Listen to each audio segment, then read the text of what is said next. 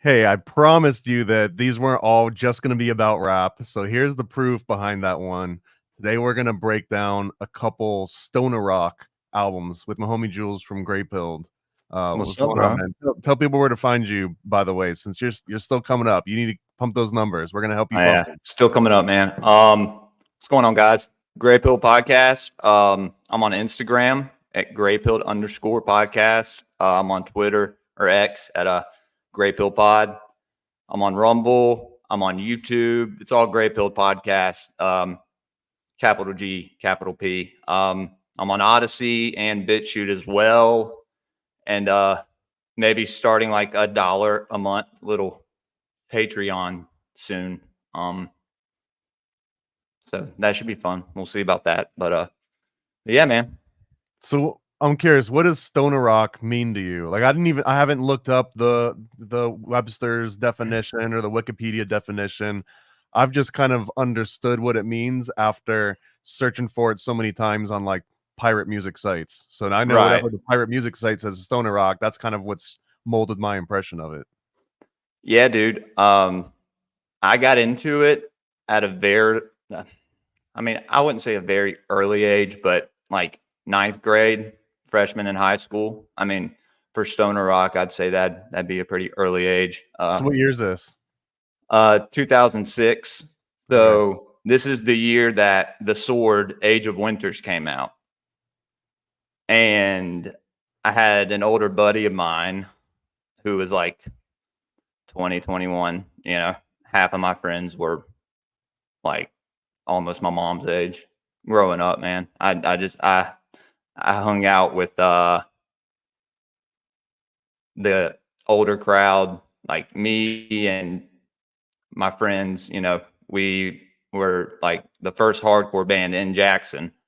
And so we would play at the tattoo shop and everything. And everyone there, you know, they all listen to stoner rock. That's what they would play in the tattoo shop. That's what, so I was drawn to it, you know, and I guess because I smoked weed at a young age, you know. Is that required to like stoner rock? That you have to be a stoner? I mean, dude, it helps. I mean, it's up to you. You know, I don't know too many straight edge people who are fans of Weed Eater or Electric Wizard, you know. So, but You started talking about Age of Winters by The Sword, or to have that yeah, backwards? dude. So I've never heard of this one before. So this Well, came out right, like this is exactly when you're talking about 2006, right? So this album oh comes yeah, out and you hear it when it came out. yeah, man. I was in the 9th grade, and dude, it was like hearing it for the first time, and when you smoke for the first time or whatever, it went hand in hand, dude. And Like it I was was in like, oh Guitar my Hero too. So god, if you're smoking and playing PlayStation, whatever, it then you definitely was. come across it. Yeah, dude, they got big pretty fast. One of their songs, Winter Wolves or Winter's Wolves, was on like HBO's music playlist or whatever. I remember seeing that like a couple years after it came out. But the whole album is basically like Norse mythology and talking about like, Freya, the daughter of Nord, I think is his name, who's the sea god in Norse mythology. Found that interesting. And then my favorite song on there is called "The Horn Goddess." Dude, uh, it flows perfectly, and then at the end there's like a crescendo where it all just like it makes a full circle, and it's beautiful. But definitely talking about like the moon goddess. I'm pretty sure like maybe the pagan moon goddess. I don't know. Or Well, maybe it's I talking got about the lyrics Ishtar. pulled up here. So it looks like it Oh, there you starts go. out on an instrumental called Celestial Crown, and then Wh- no Wait, yeah, any of these Norse gods. So this one's Bariel's blade. yeah. I looked up who Barrio was, and I can't really find it. It may be more like Dungeons and Dragon lore. I'm not sure Well, he's because I got was never Slayer into of the that. Spider Priests, which sounds D&D, but I want to know. Like, I actually have no idea what Norse mythology includes. Are there spider priests in North mythology and silver Dude, blood? I mean, dude, I'm really into like Sumerian stuff, like all the Anunnaki. But I've been delving into Norse mythology more and more, and trying to link similarities and whatnot. And the more I get into it, the more I'm seeing it's really just the bloodline of Inky. Uh, and I mean, you see that with a lot of these stoner rock bands, dude. A lot of esoteric symbolism, tons of occultism, tons of pagan worship and Wiccan culture, and which as a teenager you don't even recognize it. It's just cool to you. You know what I mean? You're drawn to it, obviously. Do you think it's Uh, evil? Do you think any of this stoner rock talking about like golden thrones and silver no, blood and no? no. So you're not going to go to hell if you just put this on blast? Absolutely not. Nah, Okay, dude. I think it's all heard about it how you you heard interpret from it. Jules here. There's many ways to interpret this music, just like there's many ways to interpret the Bible, dude. There's 7 different ways. Of course, 7. That's a very important number. Dude, I got home last night and I was gonna send it to you. My mileage said 33377. And I was just like, what the fuck, dude? That's And crazy. don't wind up in the movie 23 because that's not a fun place to be at where you're just running No, around and no. seeing numbers everywhere.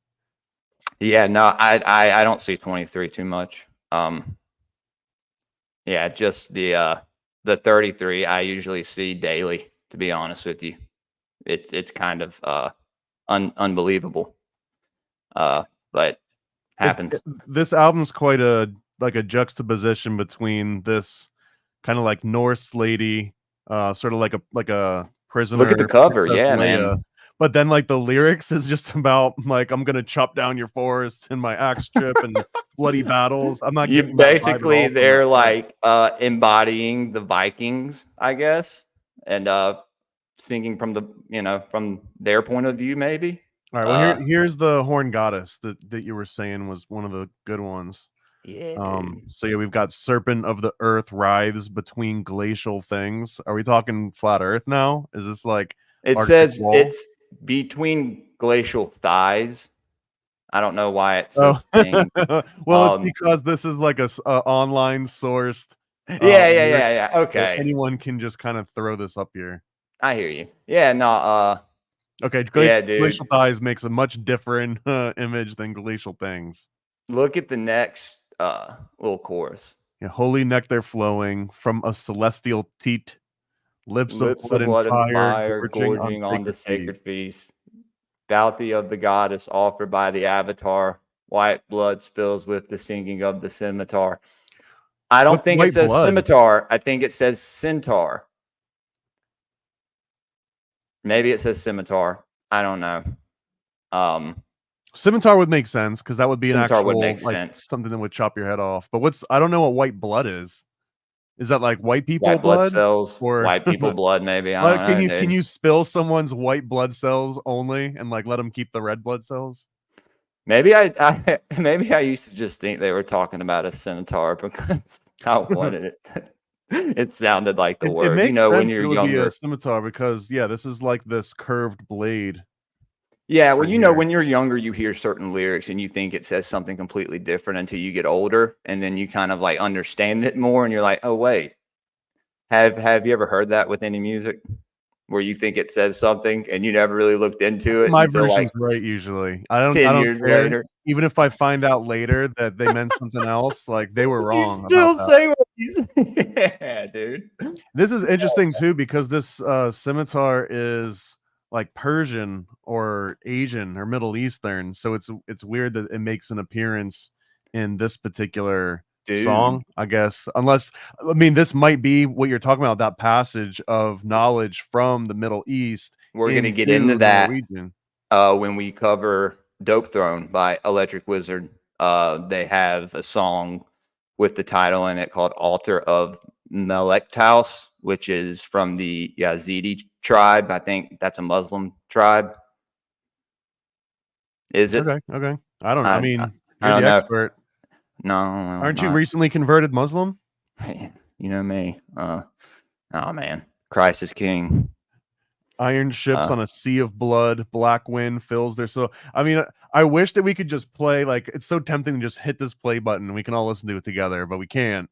But I've linked, I made a playlist before this episode, and if I was smart enough, I would have done it for all the other episodes too. I'll Everybody put go and listen to this song right now. You will not regret it. this in Oh, Iron Swan. Iron Swan. Well, that Iron Swan's a great song too, dude. You actually get like tricked into it. The whole like first minute is a very, very like soft, sweet, pagan druidic melody, and then it just gets like very like thrash metal, like super fast, and it's fucking awesome. Um, so yeah, I'm if you just haven't going heard through this, Lament for the Aurochs. I don't know what an yeah, Auroch dude, is either. an auroch is like a cow. Yeah. Okay. Ah, yeah. So we've got like the two-horned sort of It's fertility extinct. symbolism, right? Yeah. And I think it's an extinct cow too, if I'm not India mistaken. and North Africa, again, not necessarily lining up directly with what I would There consider you go. like Nordic tales. Well, I guess right here, both R and R, Germanic and Germanic and Celtic. Celtic. Yeah. Okay. Wild ox.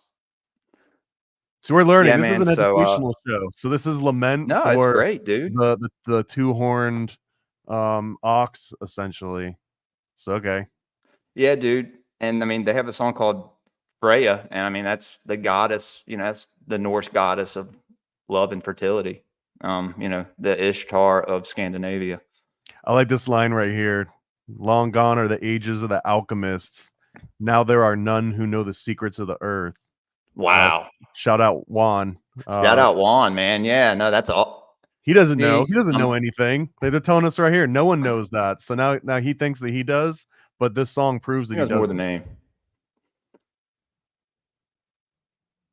Lament for the passing of the Aurochs, which now we know are like the two-horned ox from India, Yeah, Middle East. this is another fast song too, man. It actually it goes super hard. This is actually a good. There's a few good songs on here. You could either get stoned to or you could work out to. Honestly, And also maybe. this worm that they're talking about was a name for like a dragon. That's always been really interesting to me.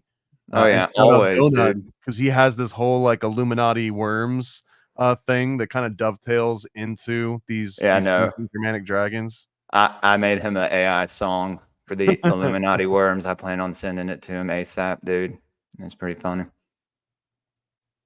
That's wild. Okay. So we keep learning. So now, and we've got the basilisk there, which is another Face alchemical flames. The representation. phoenix burns. There you go. You got another alchemical representation in the phoenix. So you're sure if you listen to this, you're not going to hell because they're doing alchemy? I mean, dude, I mean, unless like in a way, I mean, I don't think you're performing alchemy while listening to it. I mean, This one's interesting. It says the March of the Lore is technically an instrumental. but in eight movements. Yeah, isn't that weird? I saw that when I looked at it, man. The spider's descent. Yeah, so Misery of the plague-born. Iron ships on seas of blood. Invocation of Allura, and I don't even know what Allura is. I should have. That's my bad. I should have looked into that, dude. That's on me, bro. I still don't know what it is. There's a bunch of Elder Scrolls. Is this like an Elder Scroll song? See, that's what I'm saying. There's like certain video game like resemblances in here that I see, and I'm like, wait, what? And then you read stuff, like the last song that we were reading about. Yeah, I want to know now if Allura is just a video game or like a Dungeons and Dragons creature, or is this from some sort of like folklore? Some sort of pagan mythos. ChatGPT will be able to tell us. Who knows? Is Allura from folklore? Let's see. No. Now I don't trust ChatGPT because it lies to you, but this is a good little baseline just to see if there's like conventional answer. So no, it doesn't sound like Allura is from anything. So maybe they just came up with that name. The black web is spun. Mystery of the plague-born. I assume Misery. That's like 20 or Misery of the Plague-born. So that's like anyone born in like 2020 through 2021. Spider's Descent, Conquest of Kingdoms, and Age of Winters. So they end on the title of the album, I guess. So this would be the namesake for the whole album is probably this instrumental. Yeah. Well, I think the last song is called Ebathron. And what's that mean? I don't know. I looked it up and I couldn't find shit on it, Thomas. I don't know. Maybe. It's all just self-referential to the sword. So like you said, something they may have made up. Let's see what ChatGPT wants to lie to us. Nope. Sounds like a name that could belong to a character, blah, blah, blah. Like Allura, it doesn't immediately correspond to any well-known myths or legends. Okay, that's cool, though. Well, that's pretty fucking cool. Yeah, they're making up their own little lore or something. Yeah, man. Black blades on their hands. Obey. Oh, man, this one's sending you to hell. I don't care what Jules says here. I'm just going to warn everyone to not necessarily play this song out loud. Yeah. I have a Weed Eater shirt on with a flag burning on it. He comes from cities of darkness to suffer harlots and fools. Solitude is his jewel. That kind of sounds like me. Okay, I mean, I definitely co-sign this album in terms of lyrical content and just like musical merit. So even if it sends you to hell, the Jules says it won't. I say it will, but I think it's definitely worthy of a listen. This CD slapped, dude, and someone fucking stole it from me. Someone stole the CD from me, like the actual CD. And if we have to rate this album in particular on like a 1 to 10 scale, and let's say 10 means like you absolutely have to go out and buy it, and like a 5 just means you have to listen to it. I'd say probably an 8 or 9. Okay. So if It's you not listen an to it and you like absolute. it, go and grab it. Yeah, it's not my favorite, but it's great. And yeah, and to be clear, the show is not necessarily about picking your favorite music. Exactly. Yeah. So we've got And a little bit of a loose theme going. I guess it's starting out with like the adoption of fertility rights from different cultures and working their way into, and I think that that's going to be really popular. Like for some reason, paganism and worshiping dark lords and anything that's kind of like pre-Christianity tends to be really big in oh yeah, like man. the metal worlds and stoner rock. And do you, like, is there a reason why you think that that's so popular? Like, how come there isn't like really badass stoner rock Jesus songs? Uh, the church, the dogma, and indoctrination from like the fear-based church leaders, the Southern Baptists and all that. Uh, growing up, I was pushed away from the church just by the people. We're just just they just weren't good people. You didn't feel they weren't filled with Christ's love or what they claimed to be. Well, And also remember though, like growing up, like the churches around me threw hardcore concerts like regularly. That's we almost did too. that was like Yeah, my gateway into hardcore music was yeah, through bro. concerts happen at the church. That's where most of our shows happen, and unfortunately, something we would always end up doing something hedonistic Yeah, there. maybe not Christ-like, yeah, Yeah, but no, but I never. mean the like Out the it's so parking lot. weird that so many people get their start in like these church circuits, but Oh yet yeah. there isn't a lot that break into mainstream and stay like churchy. You know what I mean? Like they end up Oh, just for like, sure. oh, we worship the Dark Lord now. Yeah, dude. I mean, you'd have your Christian metalcore and stuff, but there not many people were into this when I was, I guess I was 14 in the ninth grade, 13, 14. Not many people were into this kind of music, and you see a lot more people now. There's some Christian metal bands. I Oh agree with yeah, that. for I sure. mean, Yeah, yeah, dude, yeah. some of the lyrics that I distinctly remember from when I was in high school was like mid late 90s. It was just like talking about like bathing in blood, but they were talking about like the blood of The blood of Christ, like Christ. they were being washed of their sins, but it was just Yeah, like, oh, I'm bathing in blood. Like it didn't sound Christian, but if you just looked at the lyrics and didn't listen to it, you were like, yeah. okay, I guess it's a Christian song. Right, right. Yeah. No, dude. You're not gonna find any stoner rock Christian music out there. I mean, I feel Don't like you think. should, man. I mean, I this feel is like you should, dude. Yeah. I mean, I bet you David Koresh would have stoner rock Christian music at his compound. he would. He would. It'd I probably be guarantee good you. too, dude. I bet he had a Um, great taste in music, way better than most like, parishioners, I would assume. we'll Shots never fired. be able to Whatever. I know, don't care. man. We'll never be able to know, dude. Yeah, we never will know. We should, Unfortunately. man, maybe that could be an interesting, like, try and find out, like, David Koresh's playlist. Musical Like, what taste. yeah, bro, like, what albums did he die with in that room? And we can just go over that. I don't know. I'm just saying it out loud That's so I remember interesting, to do it dude. later, because that sounds No, like it could be a cool theme.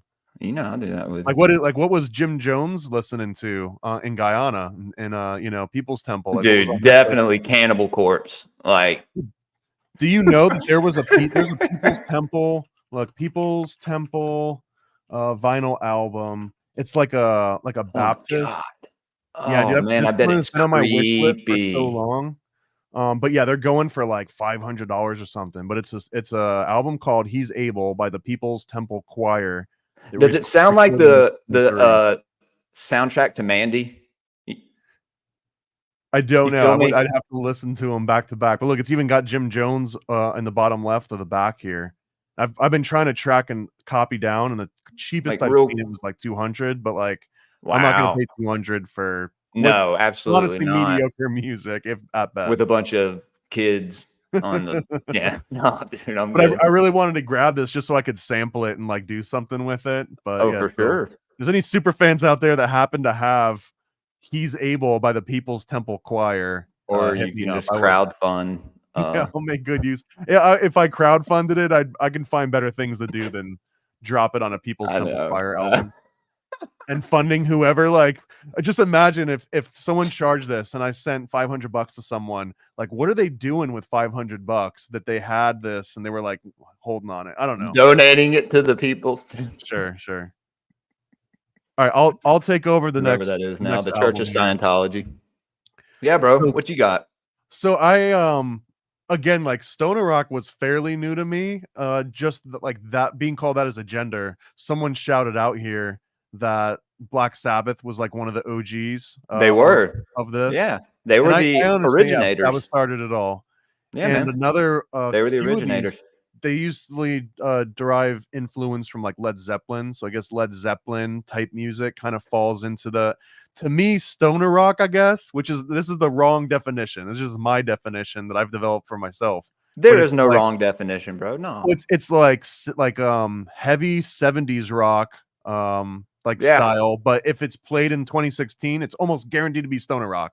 Like if it sounds like it's from the 70s, it's stoner rock. You're absolutely correct, dude. I mean, you got bands like Sabbath, Pentagram, St. Vitus. I mean, Lucifer's Friend, who I posted, that clip. Dude, that band's sick, dude. Like that. You're definitely that band, going to hell for listening to that one. Lucifer's yeah, Friend? but that fucking band's awesome. They use a French Is horn. It's worth it? They use a French horn, dude. Like that actually gets them out of it. Yeah. Yeah. It. First time I heard that, I was like, oh. First time I heard that, I'm pretty sure I was probably pretty stoned. So it sounded good. So Witchhiker? So the group is called Weed Druid, like all awesome. together. Yeah. And it's known as stoner doom metal, which honestly, the addition of doom in there makes me like it even more, because now it's almost like slower, deeper. There's a big difference between doom metal and stoner metal, bro. There's but stoner doom metal is like a blending of those two worlds. Well, some examples of doom metal would be Candlemass. Never heard of them. Merciful Fate. Never heard of them. King Diamond. He was part of Anton LaVey's Church of Satan. You're not selling me on it. They're from Belgium. Doesn't give any credit. Dude, Merciful Fate. Look up King Diamond, Merciful Fate. You will not regret it. Even just looking into it, dude, is like worth it. All right. Well, we can have parts 2 and 3 and 4 and 5. And shout out there's 33 people watching on Rumble live right now. So you're all going to hell. Shit, dude. You're all going to What did I fucking tell you about this 33, man? It's like the ghost of Jacob Rothschild. Calm down. Following me around. So Weed Druid, I went on like a complete binge for a while where I just found one artist album, and there's a website that I feel like I don't want to mention its name out loud because it's like Fight Club rules, but there's a website that you can go to, and I'll let you know afterwards. Cool. Okay. It rhymes with Lawrence Fishburne's character in The Matrix. That's all I'm gonna say. It rhymes with that. It's not quite that. But there's music website, and you go to, and it's kind of like an OG underground where you can download all these torrents and stuff. But the best thing about it is that it has this really interesting like listener driven branching of like, oh, if you like this group, you'll probably like this one and this one. And what makes it good is that it's not coming from Amazon or iTunes or Amazon where they're pushing music at you that they get a higher profit margin. Like, for example, Amazon and iTunes and Spotify and any of them, they are never going to recommend an album that's not on their platform or not making money for them in a million years. But if you go on to like Open Seas, if you're like sailing the 7 seas and you got a pirate patch on your eye, well, now all of a sudden everyone's like, yeah, man, if you like Weed Druid, you'll like these 50 other groups. And that's where I find a whole bunch of music that otherwise you would never find in kind of like the mainstream. So does that make me a stoner doom metal hipster in a way? There's nothing wrong with that. Dude. Yeah, thank you. I've been practicing my half court shots. It finally paid off. I'm hopefully I can do a full court shot next time. So shout me out. And Bongzilla. I know I've heard them. I've got an album or two. They didn't make the cut this time, but they will next time. They're more sludge metal. Like I said, there's probably a difference between sludge metal. Okay, dude. hear me out. What So sludge metal is stoner You're metal. making this up, man. No, I swear I'm not. Guys, y'all tell him what sludge metal is. Sludge metal is stoner metal, but with like kind of vocals. If you listen to I Hate God or Graves at Sea Whoa, whoa, whoa. This is a or family Weed show. Eater, Weed Eater is a sludge metal band. They're not stoner metal. They're, you know, So sludge metal is also known as sludge doom. there you go. See, that's the part of growing up, like being in an underground music scene or like a DIY music scene, is you get into these very, very subgenres. Like I don't know how else to say it. There you go, subgenres. There you go. See, Sludge you core get into is these a different subgenre of genres sludge. that kind of put these different bands in these classifications. And they're very secular. They're not many people know about them. And I mean, I liked it that way, because then when people did hear them, they were like, who's that? I'm just like, nobody. Don't worry about it. Don't worry about it. Go back to Or, listening to your will. or Will.i.am. you tell them, you can tell them. But This is telling me slow tempo, tuned down guitar. I assume that means drop D or something equivalent. definitely to drop D. Yeah, bro. Me and my Nihilistic little lyrics, brother, man. poverty, Me and my, drug addiction, and pollution.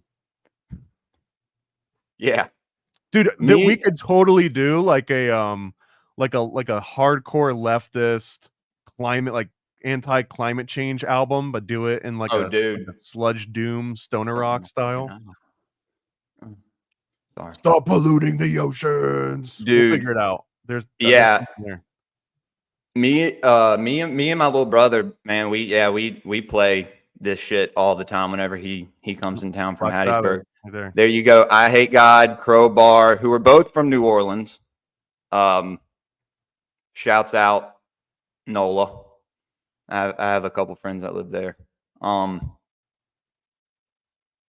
Hate God is, regardless of the name, dude. I'm not even clicking on this. I don't Their want that on my fucking music soul, is sick, dude. It's like listening to anal cunt. I don't want any of that on my soul. I don't want a mattress on my back. So let's go on to Weed Druid here, because we can can venture on. Let's stick with the stoner rock. Yeah, we'll pass to the dark side eventually. I'm kind of excited to look into sludge rock now, bro. I told you we can get into like thrash metal. What is I can expand on everything. Sludge is COC. What does that even mean? Is Acid Bath an album, a group? I don't know what COC genre means. I'm interested, man. This is like a whole new genre for me. So okay, that one's an instrumental. This is an easy one. And actually, it took me a long time to go through and pick out my favorite stoner rock albums that had lyrics in them, because the more I look through it, like I tell this to a lot of people, but I can't listen to music with lyrics if I'm working, because I'm writing or I'm doing something that's like involves me like reading something and then trying to keep it in my mind as I do something else and incorporate that, and then take like there's this constant exchange of information. And if I hear a single lyric that takes me out of that, like I don't know what the hell I'm doing anymore. Like I'll start like biting my tongue or something. Like I lose all coordination. So I typically listen to instrumental only, but these ones absolutely have some lyric songs. So another instrumental though, God the Goat Smoker. Instrumental. Pot Tracer. Instrumental. They didn't feel like they got way too stoned to write lyrics, dude. I mean, but this kind of represents like my favorite type of stoner rock album. Hey, yeah, I mean, it is what it is. It's something they put out, so So I'm gonna listen to that later, dude. Instrumental album from Weed Druid, and it's got Zompire, Into the Acid Swamp, God the Goat Smoker, Pot Tracer, The Final Houdini Seance, Vikings, Lee Van Keef, Todd der Grass, which I'm gonna just assume that means touch some grass, like they're just like throwing shade at you. Hell yeah. Hitchhiker and Medusalem. And they've got a bunch of other albums too, but They almost look like they could be like a Rage Rasta kind of group, but it's Yeah, I mean, he has a Kai Lessa shirt on, so I mean, I'm What's sure Kai they're Lessa? great, man. Kai, dude, I saw them with who did I see them with? Sludge Metal. Converge. All right. This I is think I great. Like saw them I with guess Converge one time, and I every album that saw comes up is them. gonna be a sludge metal now, since I just heard that word. I forgot. I've seen them twice, but they have 2 drummers, or they used to, or maybe they still do. They're heavy. They're heavy as shit. They have It's really a hard to bunch of keep up albums out. with a lot of these groups that are like get real hard into edgy material because they cycle out musicians nonstop, like lead singers, drummers, guitar players. Like almost every one of these groups, they've got, look at Oh, this. dude. The past members is 3 to 4 times the size of the current members. Yeah, the DIY hardcore scene, especially like New York hardcore and stuff, is real. They all like some guy who, is the vocalist for one band does, he plays second guitar in this other band, or he does vocals for this, this band that's like kind of post-hardcore, like it's a very communal kind of like everyone's a part of every band. And that's how we were here. Like when I was growing up, I played drums for a hardcore band, and in between our set, we had a power violence band that I did vocals for that would come on for like power violin or violence. Power violence. That's a song genre. That's a music it's genre? a subgenre of hardcore. Yes, it's Power violence, dude. You're gonna thank me after. This is it's one word. Okay, fast, hardcore, punk, thrashcore, There you go. grindcore. Siege, Drop Dead, Infest, Spaz. Spaz is a really, really good power violence band. They're from California. They're sick, dude. Crossed Out. Yeah, Man is the Bastard. Capitalist Casual. There's something though that's like really ironic though about these groups that like their sound. It's like they're breaking out and they're trying to break all the rules and break out of the mold, and it's like, oh, you're one of those mold breaking genres. I know exactly where you fit. You fit in the power violence subgenre of hardcore, which is a subgenre of rock, which is a sub, you know what I mean? It's just like, oh no, you're super special. Let's put you in this little basket that we've already got pre-labeled for you. Yeah. No, dude. But I don't know. I really, to be honest with you, I got into subgenres just because my iTunes was very broad, and I kind of have OCD, so I had to organize everything real good. So I had, I don't know, I kind of can't explain it. I guess if you can relate, you can relate. Album? What's up? What's next up on your albums? Let's see. Let's do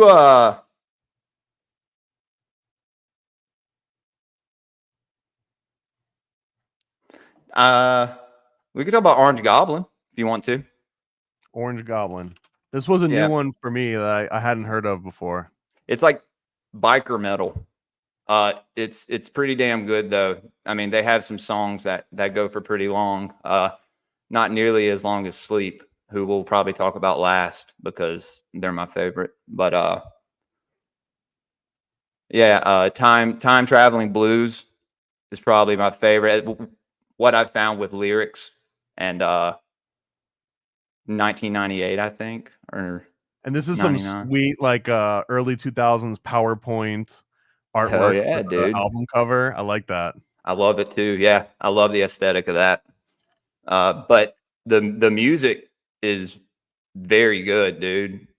Like, you hear stoner metal or whatever, and you think it would just be. I mean, in some cases it is, but that, like, that's what we said when you get into sludge metal and stuff. It is more just like, people debasing themselves on stage, and in a drug fueled rage or stupor, or just like. Is G.G. Allen, is he involved in all this? Is that sludge? No, dude. G.G. Allen is strictly punk rock. Okay. Strictly punk rock. Yeah, it's. Does he even have his own genre? I feel like he earned his own genre. No, maybe one day. One day, I think how many more G.G. Allens we could have to exist. But one was enough, dude. I mean, I'm not gonna lie, bro. There was one CD called Rock and Roll Terrorists. There's a few songs on there that I loved listening to growing up. You I know, hope I you hung repent out. for your sins one day. I had a bunch of friends that were crust punks, dude, and I had a bunch of friends that were hardcore kids, and a bunch of friends that were indie kids, and listened to Modest Mouse and stuff. Like we all, you know, listen to all types of music, you know.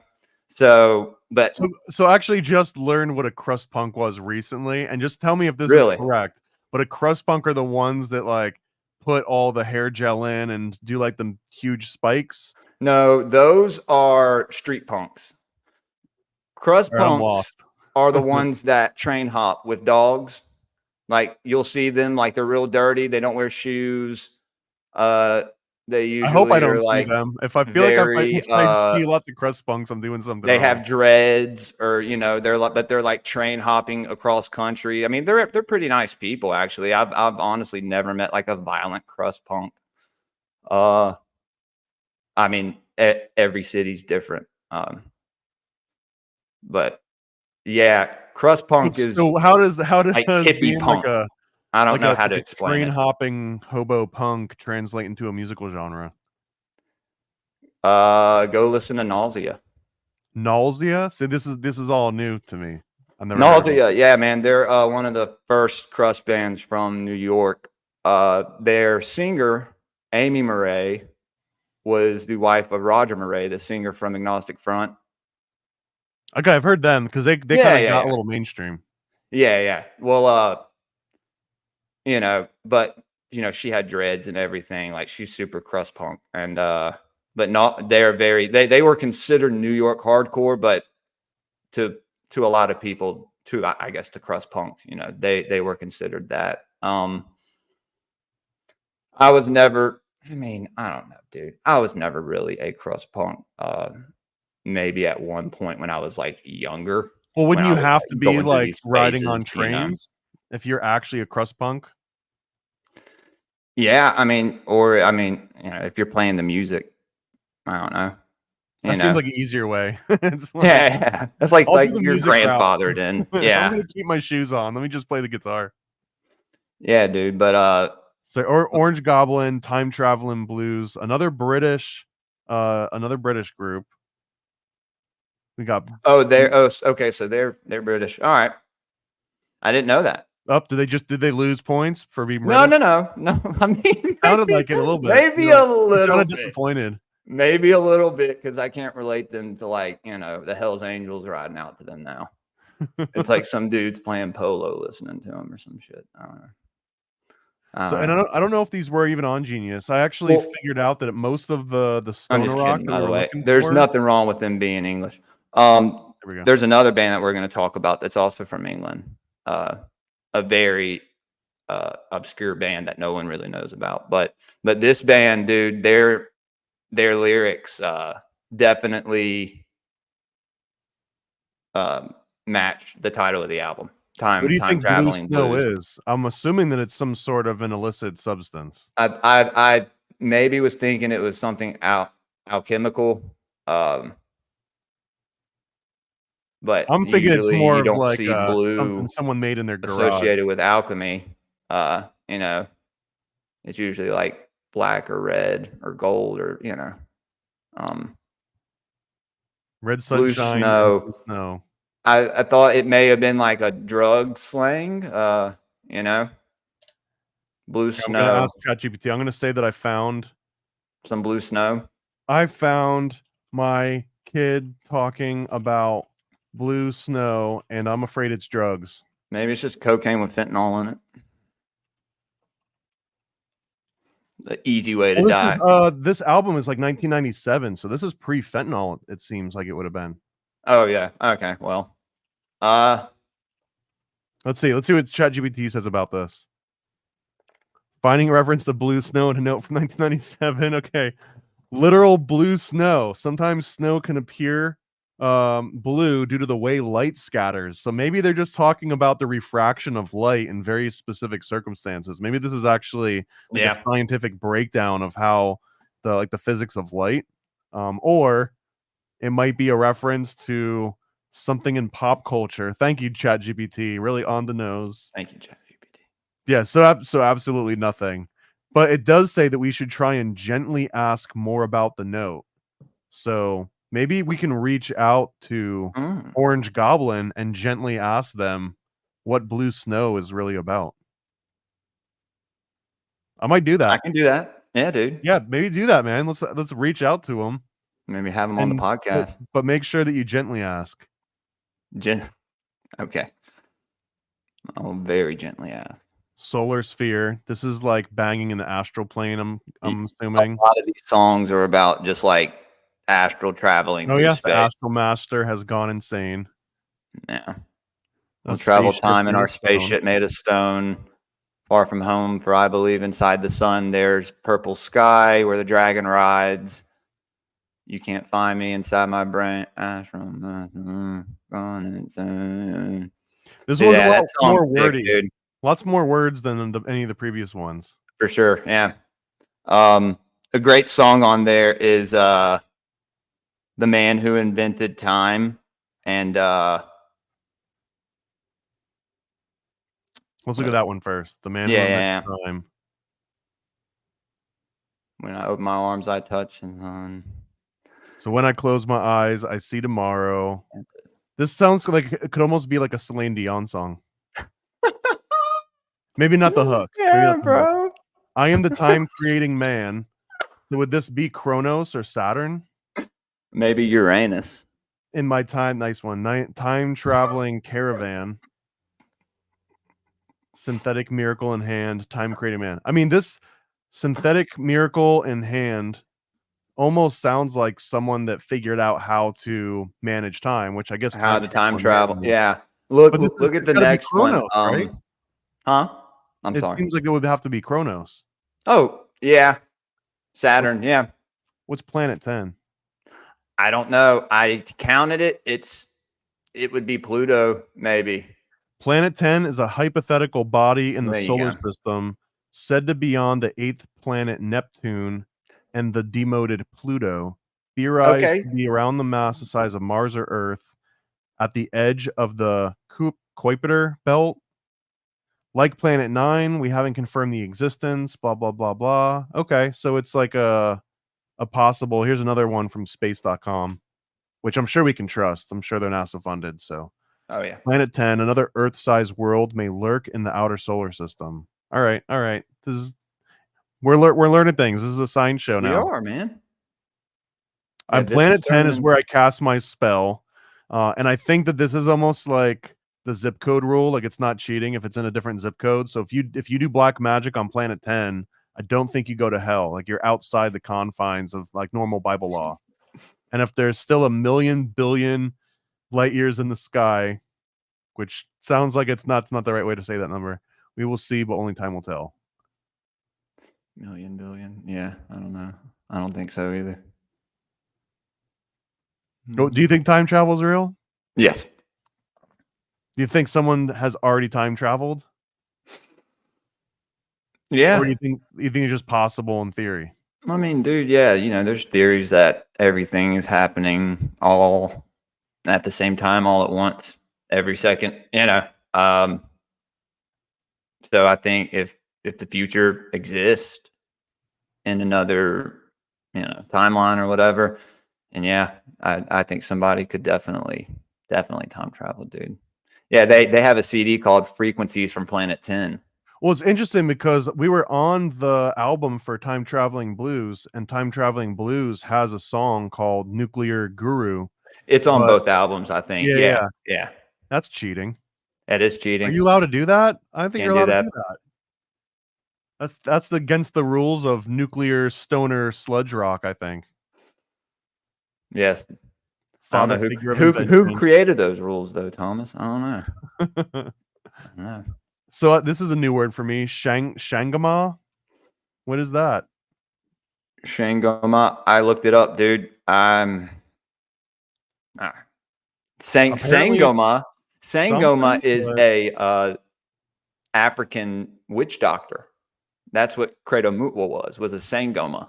So I don't know if you take the H out See, Oh, okay, there we go. Yeah. So again, this doesn't necessarily mean that everyone knows how to spell properly, but it sounds like this is probably what they're talking about. Stangoma is a shaman from South African culture, so like the Zulu, Credo like Mutwa. Zulu's version of a shaman. Yeah, dude. I have a book that I'm reading by him right now that talks about like the initiatory rites of becoming a Sangoma dude, and it's intense, bro. We'll have to talk about it sometime.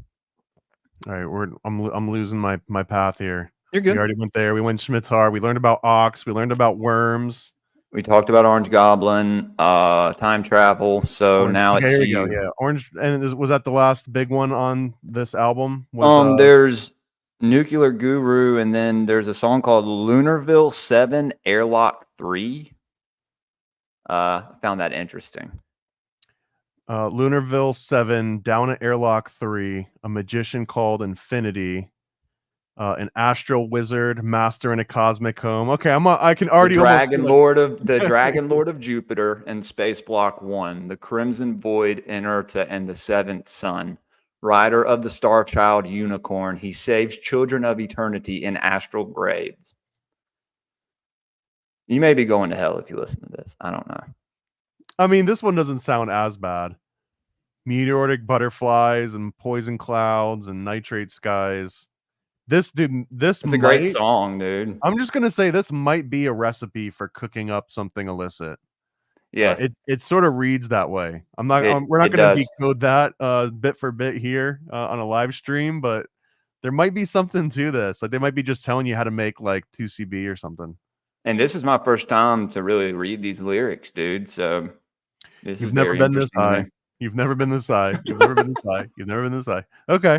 Yeah, They've look, never made of been this high, crystal man. and a sonic C. I feel like maybe they're making meth here. Maybe this is the original Walter White recipe. It is biker metal. I mean, I really like if you think about it, right? The ultimate biker Bible, it would have like a regular Bible, it would have like hymns and psalms, Oh, but for it would sure. be encoded with the recipe to make meth. Like that's what a biker Bible would probably have Hidden in in it. there. And it The would be secret smart. It would formula. be smart because then if you remember the song, you remember the recipe. You don't have to write it down. No. Free tips from Paranormal American to all the Hell's Angels out there. Mm-hmm. All right, I'll pick up my next one. This is another album that doesn't have any sort of lyrics on genius.com. It was just one that I found just kind of like searching around. It's called The Shelter People. I love their Self-titled logo, man. gameplay. Yeah, well, I was wondering if you ever heard of them before. I have not, but their little logo Tulsa, thing, man. Oklahoma.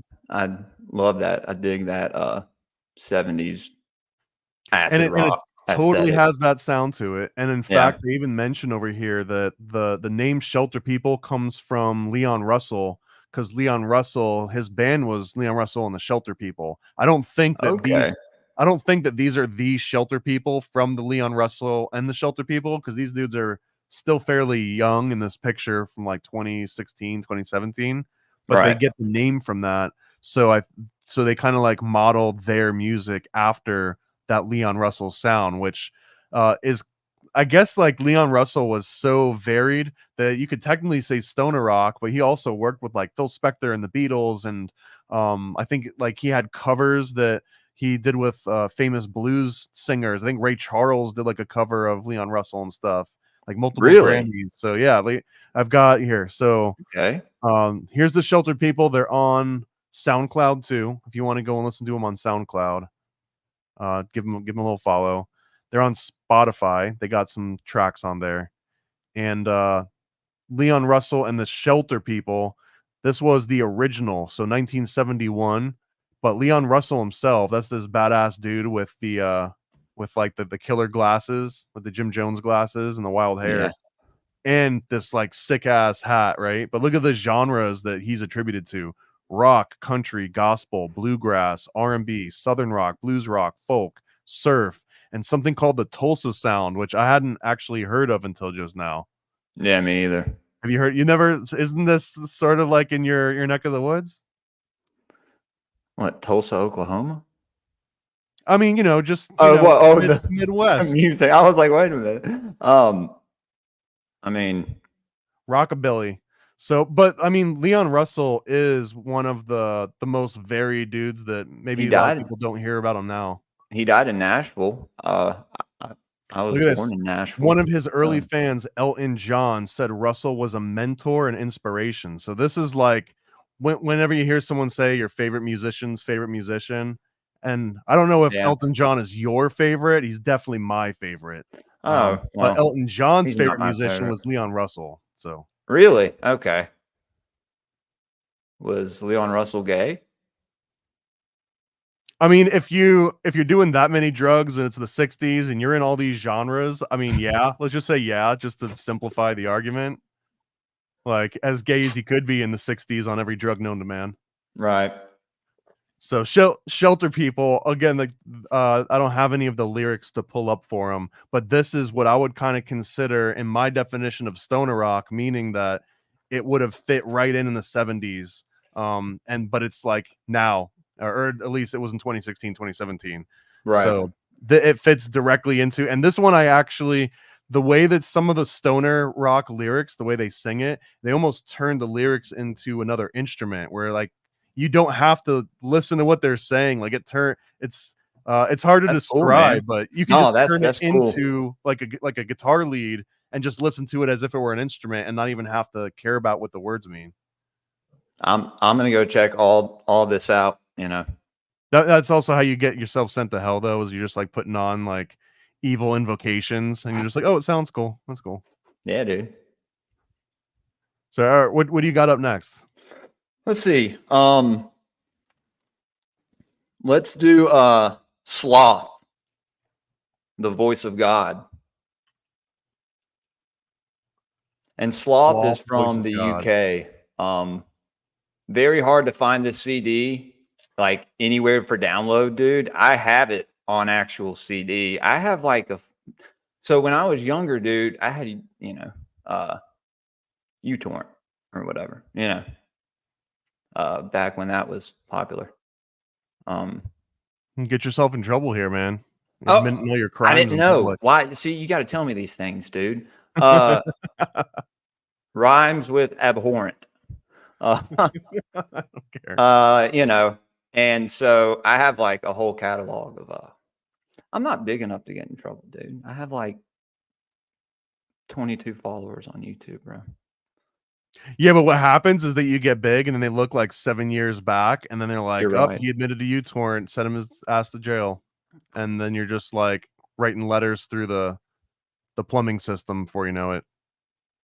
I'm hoping to have my own, like, I don't know. So House of when did soon. you find Sloth Voice of God? Because it came out in 2000 and you said you were like a 12, 13-year-old freshman in 2006. So you would have been what, like 6 or 7 years old when this one came out? Probably 7. Yeah, I was in the 2nd grade in 2000. And you were chanting Lord of the Gallows. Dude, that's 7-year-old. crazy. You just highlighted that song because that's like, yeah, that's my favorite song. Doom metal. Oh no, that's gonna show us some Get music. real high before you listen to this CD. Like, in Minecraft. Super in Minecraft, everyone. Yeah. Yeah. What Thomas said. They're also not on genius.com. Maybe someone needs to go through genius.com. Just go to Google and type in Sloth, the voice of God lyrics. Oh yeah, no, I mean I found here's all the search results, but I just haven't found anywhere that has the lyrics broken down line by line like Genius does. Oh, here we go. Show lyrics. Lord of the Gallows. There we go.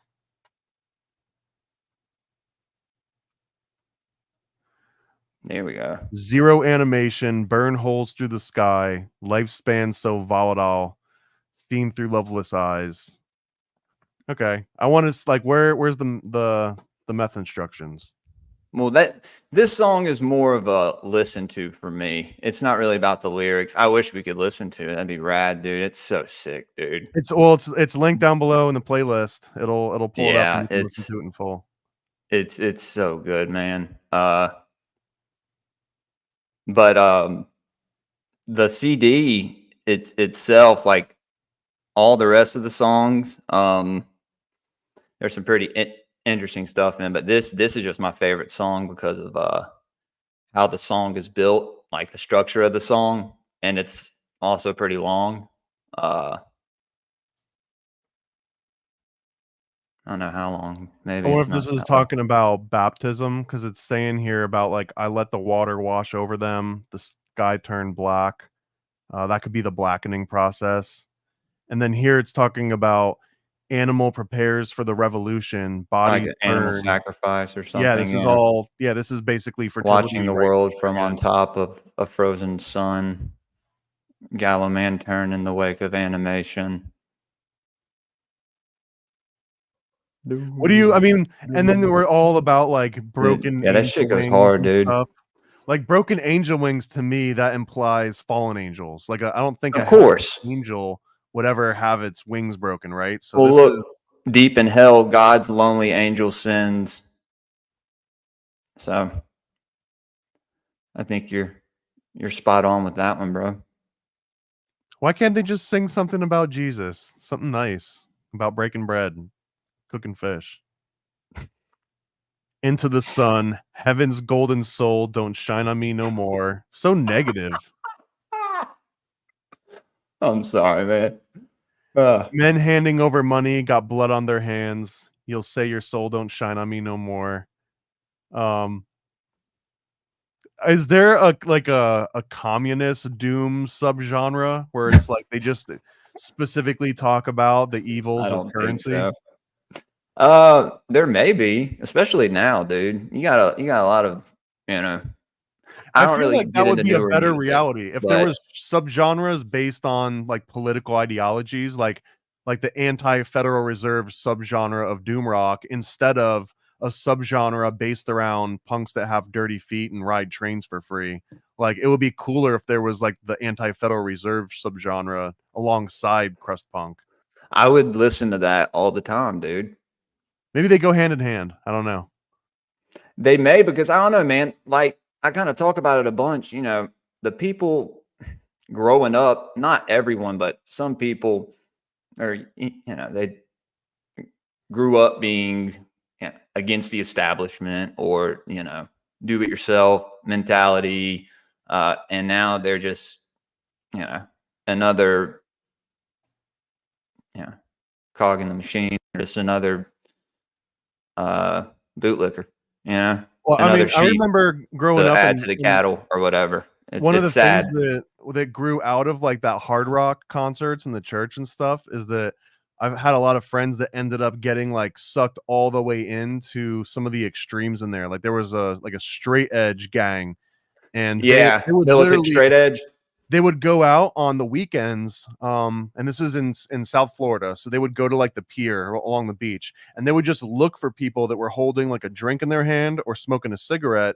And Dude, if you were lucky, they would slap it out of your hand or slap it out of your face. But a lot of the time, if they felt like they could pick a fight with you, then if you were smoking a cigarette, they would like slap you in the face to get it wait a out minute. as almost like a So, do challenge. you remember the band X Bishop X?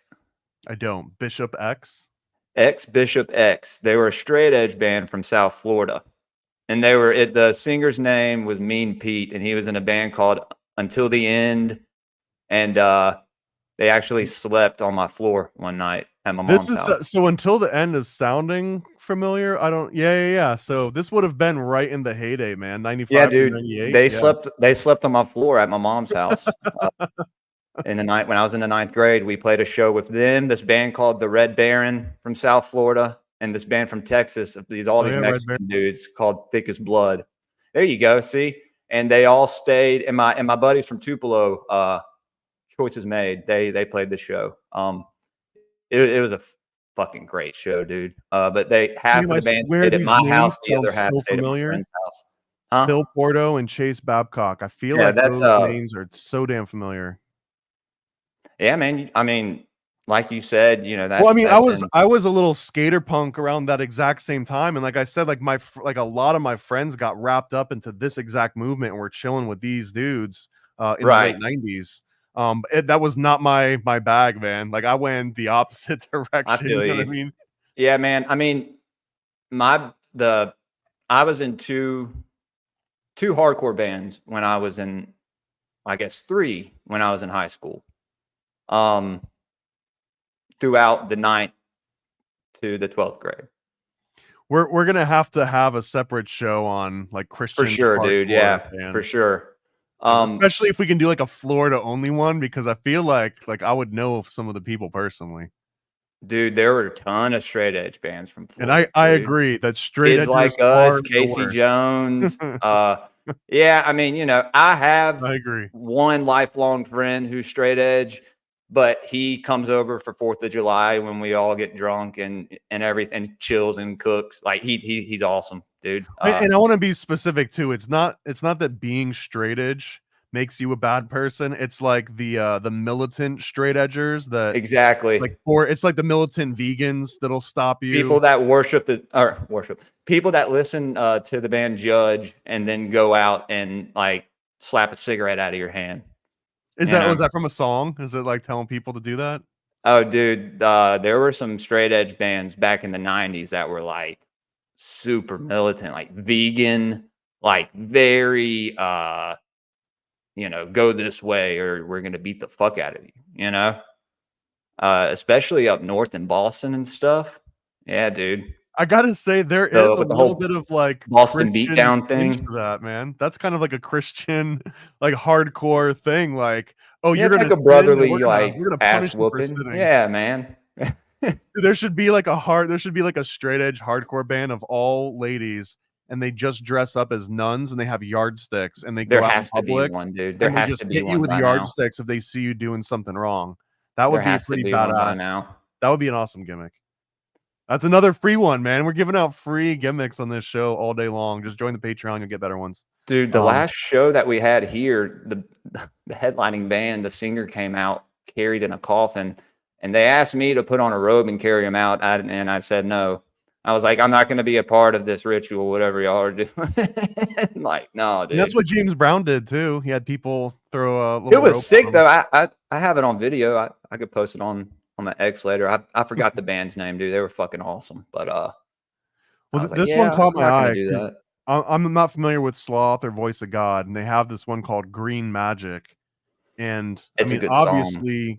Green Magic is talking about paganism and like the Green Man. Magic. Yeah. There's a lot of that in this, I think, especially them being from the UK. You know, you have the whole ancient, druidic world over there, so there's definitely a lot of influence of that. I mean, the last song on the CD is called Casting the Circle. Yeah, very Tony Blair of them. The devil sign can set me free. No holiness inside of me. This is the song that you put on like after you get home and your mom's like, you're not going out to play until your room's clean. You're like, screw that, Mom. Fuck you. No devil sign can set me free. I wonder how many people, like certain genres cater to this more than others, but some genres it feels like they appeal mostly to the age group that the band members are in themselves and lower and never like higher, like in a similar. And obviously this isn't like a broad rule that applies to everyone. There's always exceptions and things that break the mold. But for example, like screamcore comes out and I don't know, early 2000s, and everyone's got like the weird something about Mary haircuts where like it's just like shooting in all directions, dude. But that felt like it applied to that age group and down, and that wasn't necessarily going for like 40 and 50 and 60-year-olds, but there is some music that just applies to all sort of age groups. Dude. Another one that I bring up too is like Juggalo music. Shout out Donut. But like even Juggalos come out. Happy birthday, Donut. Happy birthday. It's your birthday today. As this sounds, I swear I talk unfiltered. It's not a judgmental thing. It's just like the unbridled version of what I'm thinking. But when like Juggalo, I always wonder if like Great Malenko comes out and you see like a 40-year-old dude like rush to get it. I'm like, there's something wrong with that dude. And it doesn't mean that you're not allowed to like ICP and you're not allowed to like Juggalos as a 40 or 50-year-old. But I'm just saying that, like, from an outside, completely neutral, and I'd imagine objective observer, if you're like waiting in line for the second door to open and you're like, no, I don't have kids. No, I don't care about pop culture. I'm just really into murderous clown rap. Like maybe that you should be on a list. I don't know. That's all I'm saying. I never had any friends who were really juggalos, man. Well, Donut is as juggalo as you can get, man. Well, yeah, no, shout out Donut, man. He's awesome. Happy birthday, I love Donut. My hardcore band. Fuck yeah, dude. That's what made y'all a hardcore band. Yeah, did anyone? Because I remember in one of the hardcore bands, we got banned from church, multiple venues. One of them did the like the WWF move where someone took like a little razor and they cut like the very top of their head so they would start bleeding, like right before this like huge. You know what we did? Were, like grabbing the mic and letting it drool down their face. You know what we did, bro? I'm not gonna wouldn't lie. do that. We would actually like hit the mic into our foreheads and bust it open. I had a friend that did vocals for this band called Hanging Heads. He's actually in prison for trafficking fentanyl now. So, but and then like 2 days later, they're like using it to sing like hymns in church. And like, why does this microphone smell like blood?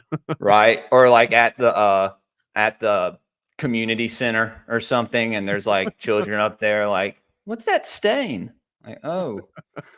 Like there were a bunch of just like, you know, ravenous punks in here last night, like stage diving and busting their own heads open. Does this still exist? I'm so out of touch. Like, are Dude, there today in not here anymore? Whenever like my age group kind of all got out of high school and went off to college here. I mean, dude, I live in Mississippi, bro. We're the poorest state in the country.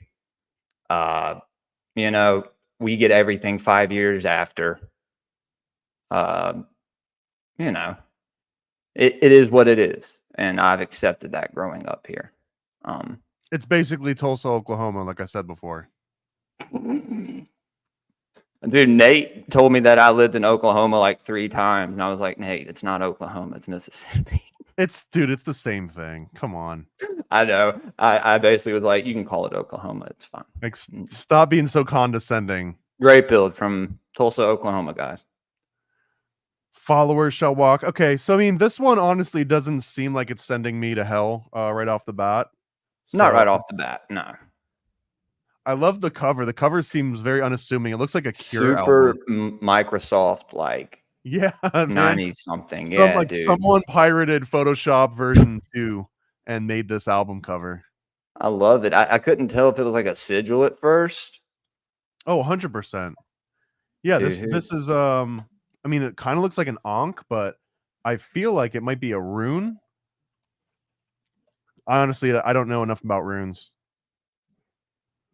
Maybe it's not a rune.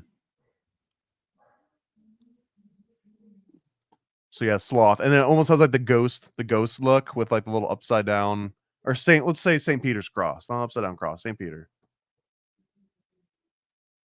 And there's some sort of like a ritual going on here too. Looks like someone's on like a table, and there's candles up here. Yeah, dude, for sure. All right, I'll go. Or we did Shelter People. This one feels a little bit timely. So this is another group that is not on genius.com. I don't know if it's because they're not well known. I did go on YouTube and I found, I clicked on here, like for here. Let me see if I can be fast enough to not let it play. Okay.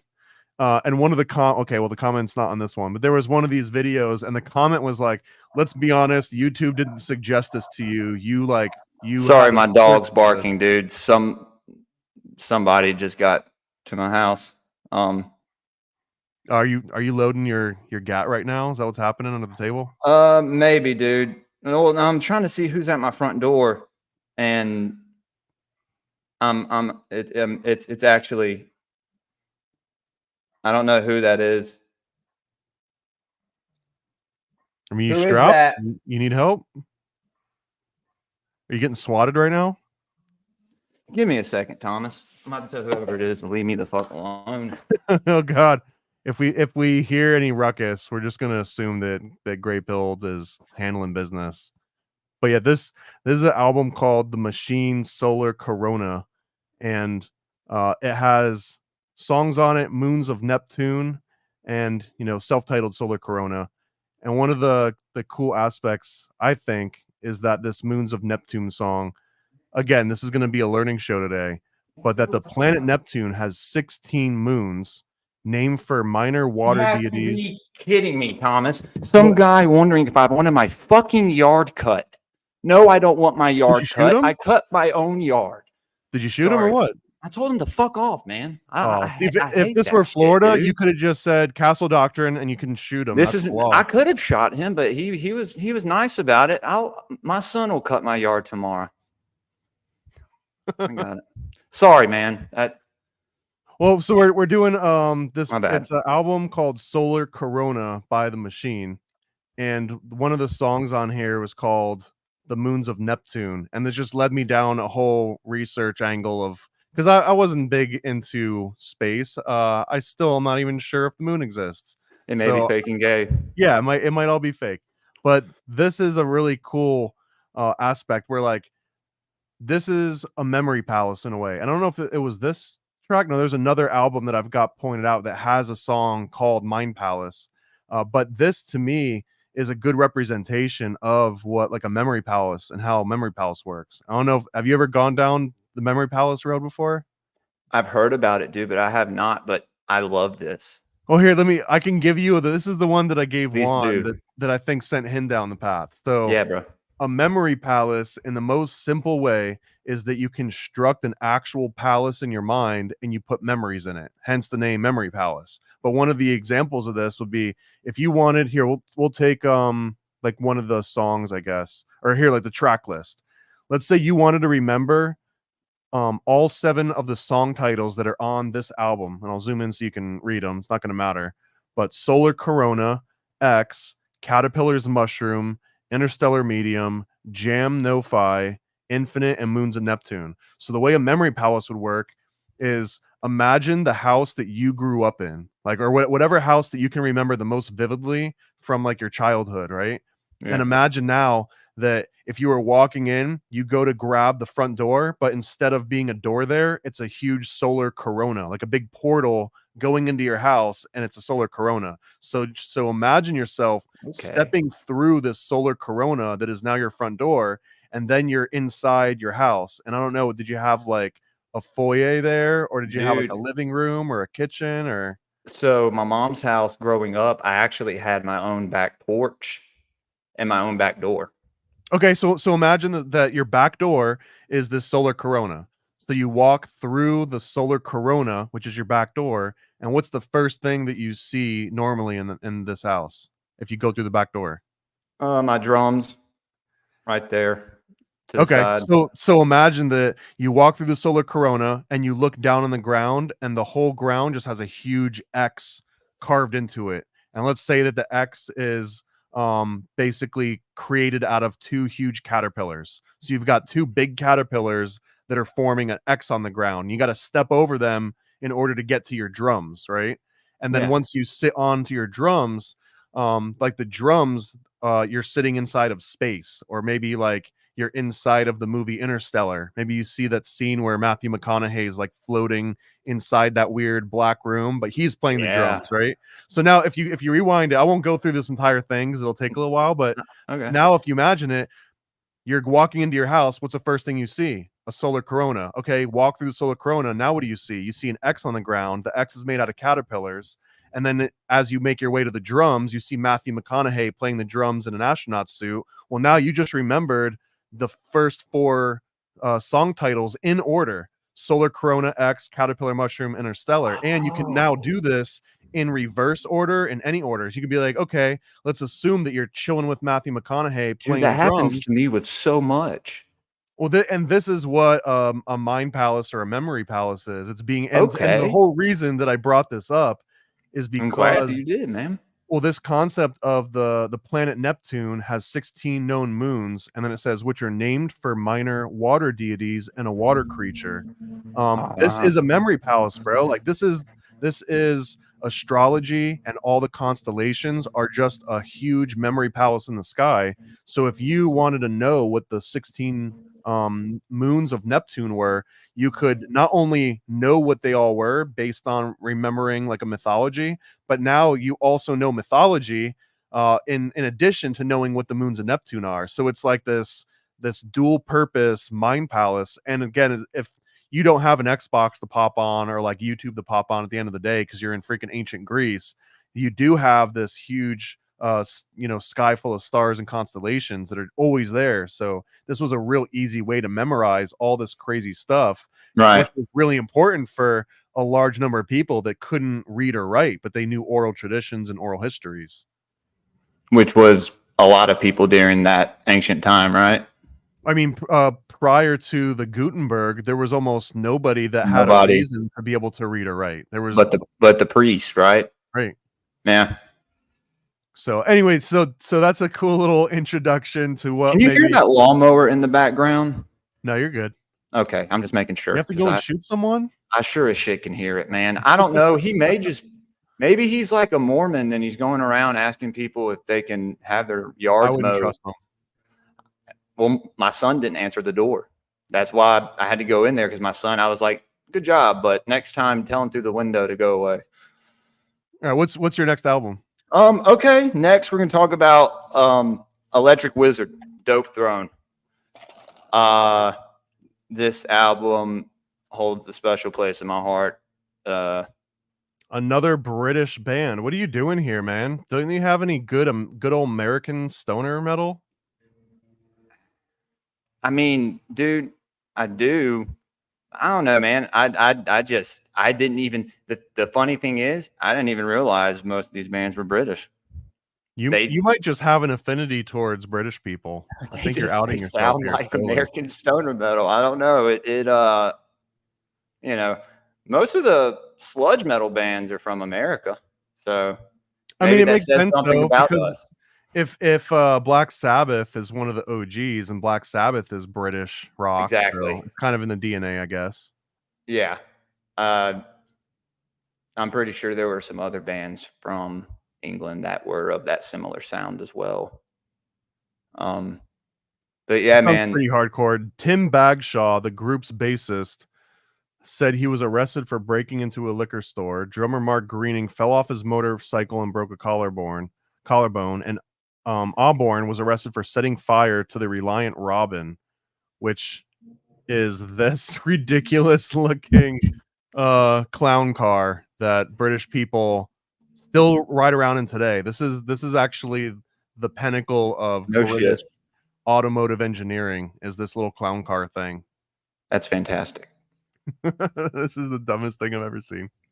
Dude, if I had money to blow, really, get one of these? You wouldn't get one of those like what are they called? Modern trikes? I don't know, man.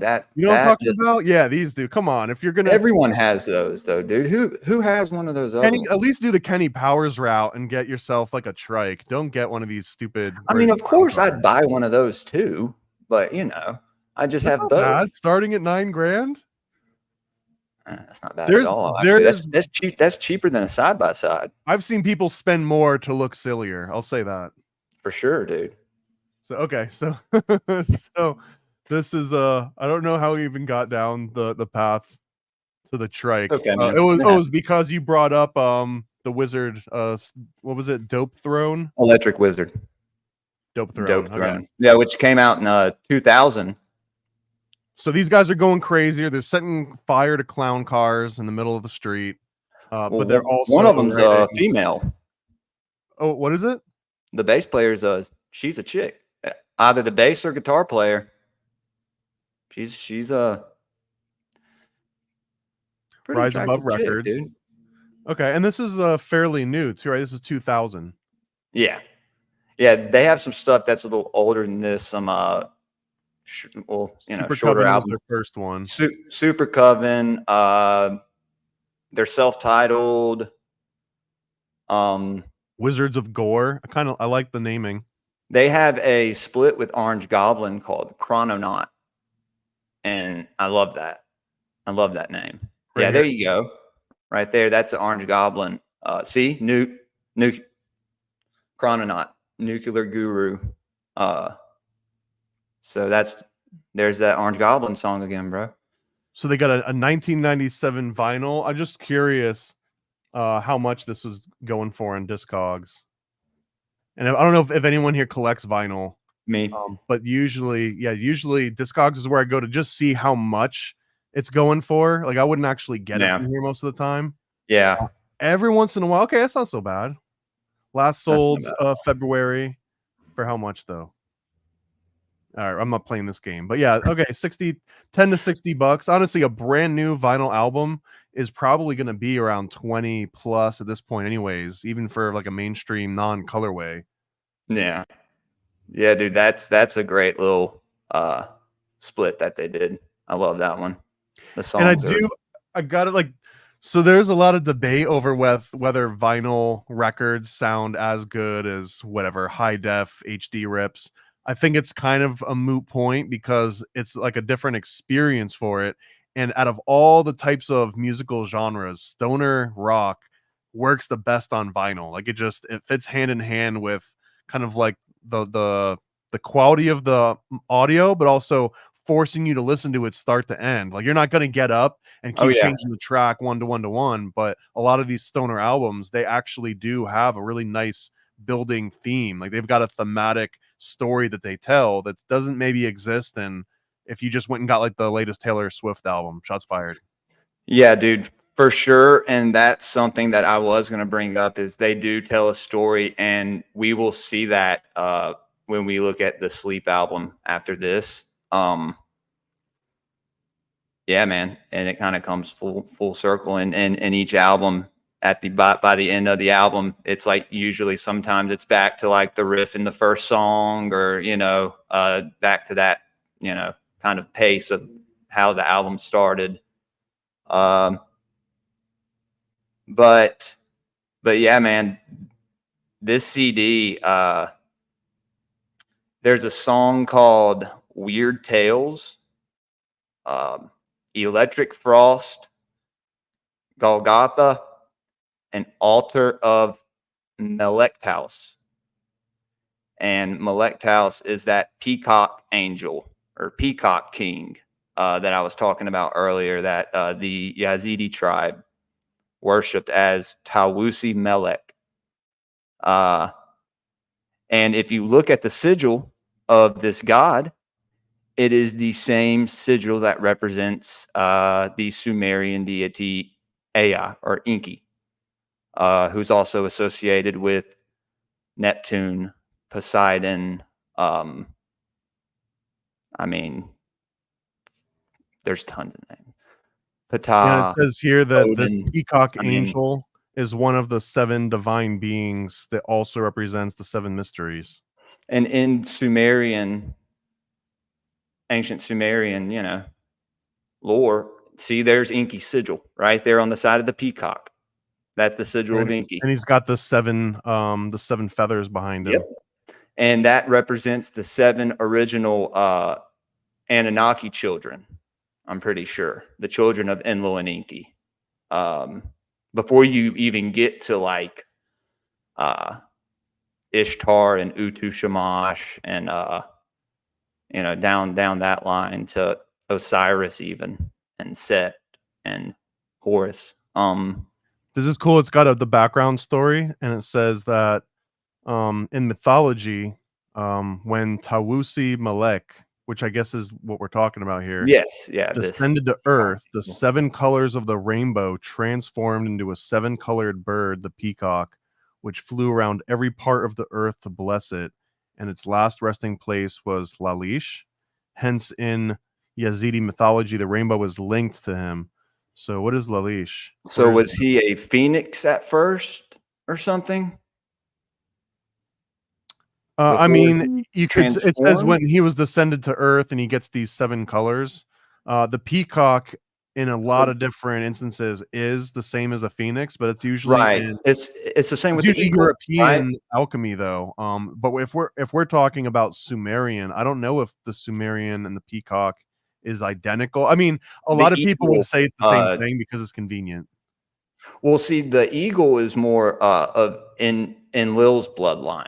Ninurta, his oldest son, who he had with his sister Ninmah, that he wore an eagle's mask as his war helmet. Well, right So here it says that the descending to the earth as light for the renewal of life on earth. So yeah, that's Phoenix up and down. for sure, dude. Yeah. Yeah. The renewing of the year. Yeah, okay. So yeah, so this peacock absolutely seems the same thing as a phoenix. So we're getting our Oh, yeah. alchemical wisdom from another But dude, that Weird Tales British stoner song rock. is great, man. It's 15 minutes, but it's nothing compared to Sleep's 1 hour song. Well, and dude, called Weird Dope Tales, Smoker. if anyone's not familiar, this is like one of the coolest. This is the origin of sci-fi and horror and everything That's that we know awesome, in like man. American culture. All really pretty much came from these Weird Tales magazines. H.P. Lovecraft got Love that.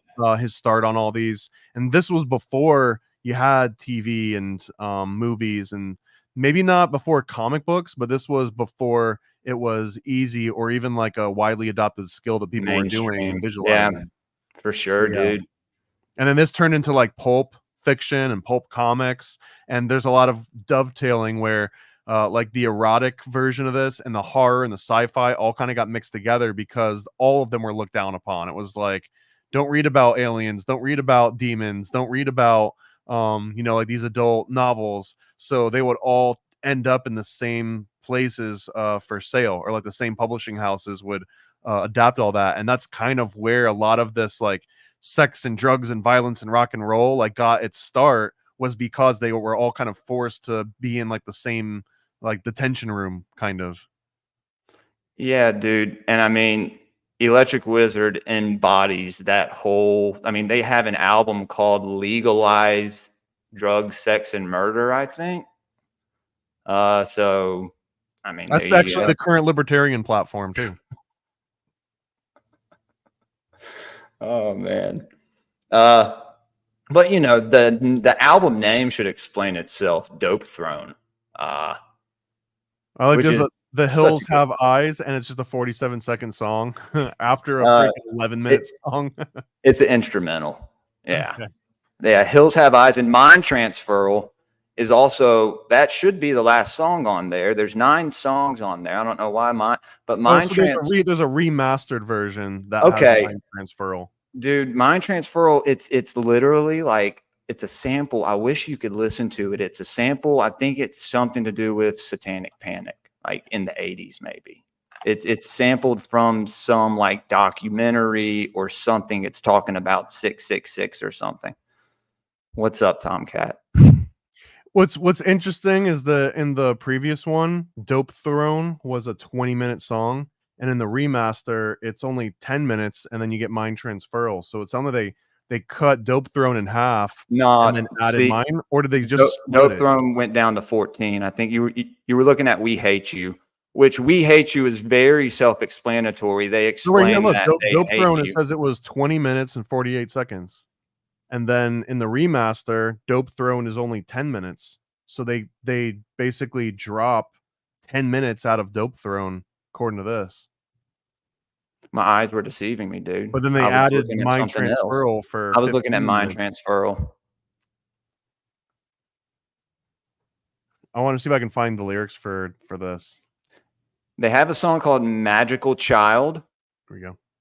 and it's about psychedelic mind transferal. It's pretty cool. Is it on this album? No, it's a single.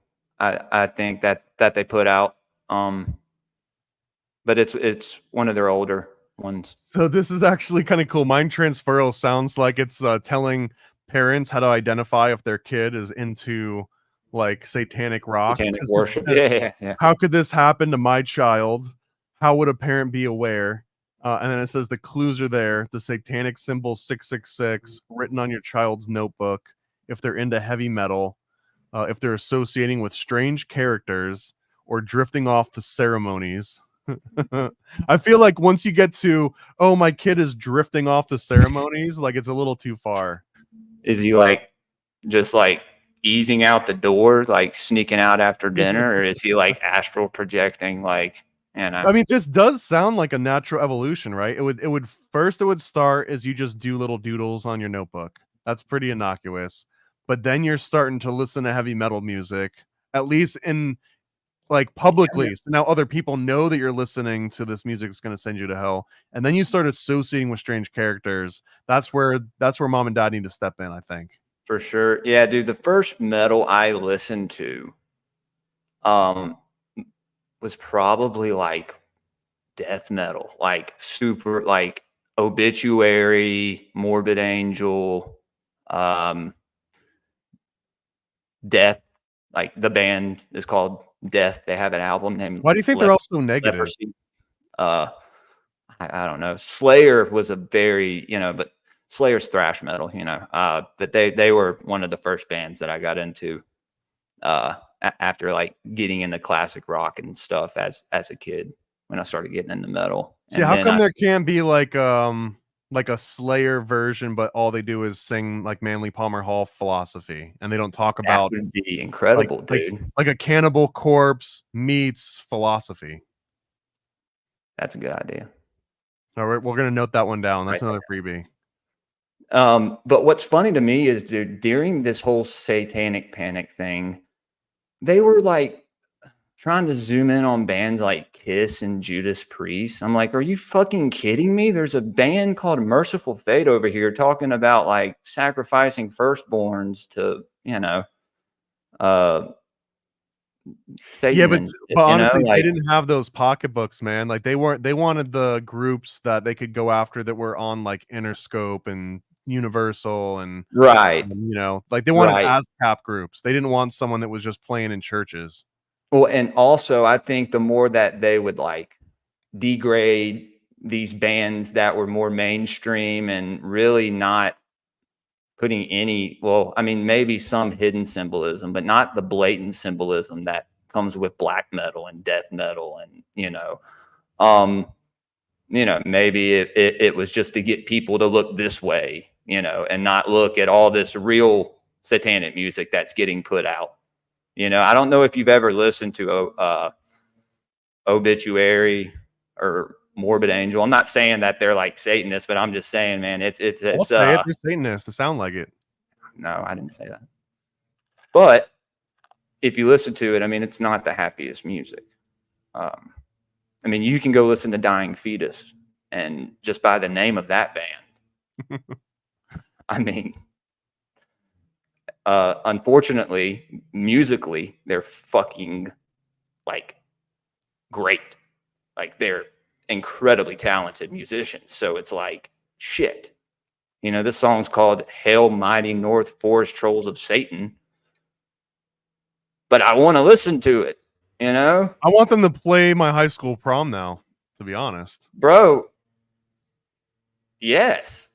That would be great. Dude, I will form a Dying Fetus cover band and we will play your high school prom. Well, let's start with a change.org petition and go from there. Don't get ahead of yourself. There's a reason why change.org exists, and it's for things exactly like this. I hear you. All right, so this was Electric Wizard. This one sounds pretty awesome too. I'll definitely check out Dope Throne. Yeah, dude. I'll move on to, let's see. I've got two left. I'll do since we're kind of getting into some hardcore. This is definitely stoner rock. This is a group called Mephistopheles. Hell yeah. And I think that they're from South America. I think they're like from Brazil or something. I'm sure it's on here somewhere. But I came across this on like some random YouTube playlist, and it was one of those times when I was like completely deep in concentration doing something, and one of these songs came on, and I was like, oh my god, this is all, like, I need to find out what music this is so I can add it to my playlist and find out who they are. And I didn't think ahead, but I've got a bunch of Mephistopheles vinyl albums behind me, which are not easy to get because I had to order them through like Poland or something, because Really? they release all their music through like a Polish death metal out like record label. It was a pain in the ass to get them, but I'm just saying that to show that like this isn't just a random group that I just threw on this list. This is actually a really awesome group, and I can't even show some of the other albums that they've done. I don't even want to click off of this page onto their other albums because they are incredibly explicit. Oh, here we go. Formed in Argentina in 2013. And it's three guys. This album is called Whore. And again, the only reason that I picked this album is it is the least offensive titled and picture for any Mephistopheles album. So I had to go with the Whore album because it's the most kind of mainstream. It's like the most family friendly. Bro. And yeah, they've got, a song called Black Sunday, Whore, Kill Yourself, Curse to Death, Drug Addict, Evil Beauty, and Wizard of Meth. So yeah, Wizard of Meth kind of fits along some of what we've been talking about so far, right? A ton of heavy drugs falling from the sky right inside my eye. The acid trip wears off. Now my legs are out of sight. That sounds Like, terrifying. Life's a hell, die young. Life's a hell, die now. Like, come on, if that's the chorus. And oh man, I really, really love the music that these guys create, and I think that one of my favorite albums from them is called please don't report me to my Catholic priest. Like they'll come to my door and like talk me out of this. But they've got a song called Satan's Sex Ceremonies, and that's the one that I'm afraid to even search for it on Google on a live stream because it's very explicit. But I believe they recorded the entire thing, all analog gear, reel-to-reel tapes inside of Dracula's freaking castle. So like they go the extra mile to invoke this like dark energy into that's very dark. Yeah, dude. I mean, you've seen pictures from that certain party in Dracula's castle, I'm sure. Well, are you talking? I don't know what you're talking about now. The Halloween party of maybe I think the guy owns one of the platforms that we're on. We'll talk about it later if you want. I know this is new to me. So inside Dracula's castle, they were throwing a party. He had a Halloween party in Dracula's castle. Oh, I didn't know that. I remember he dressed up like the devil for some Halloween party. Yeah. That was in Dracula's castle. That party, yeah.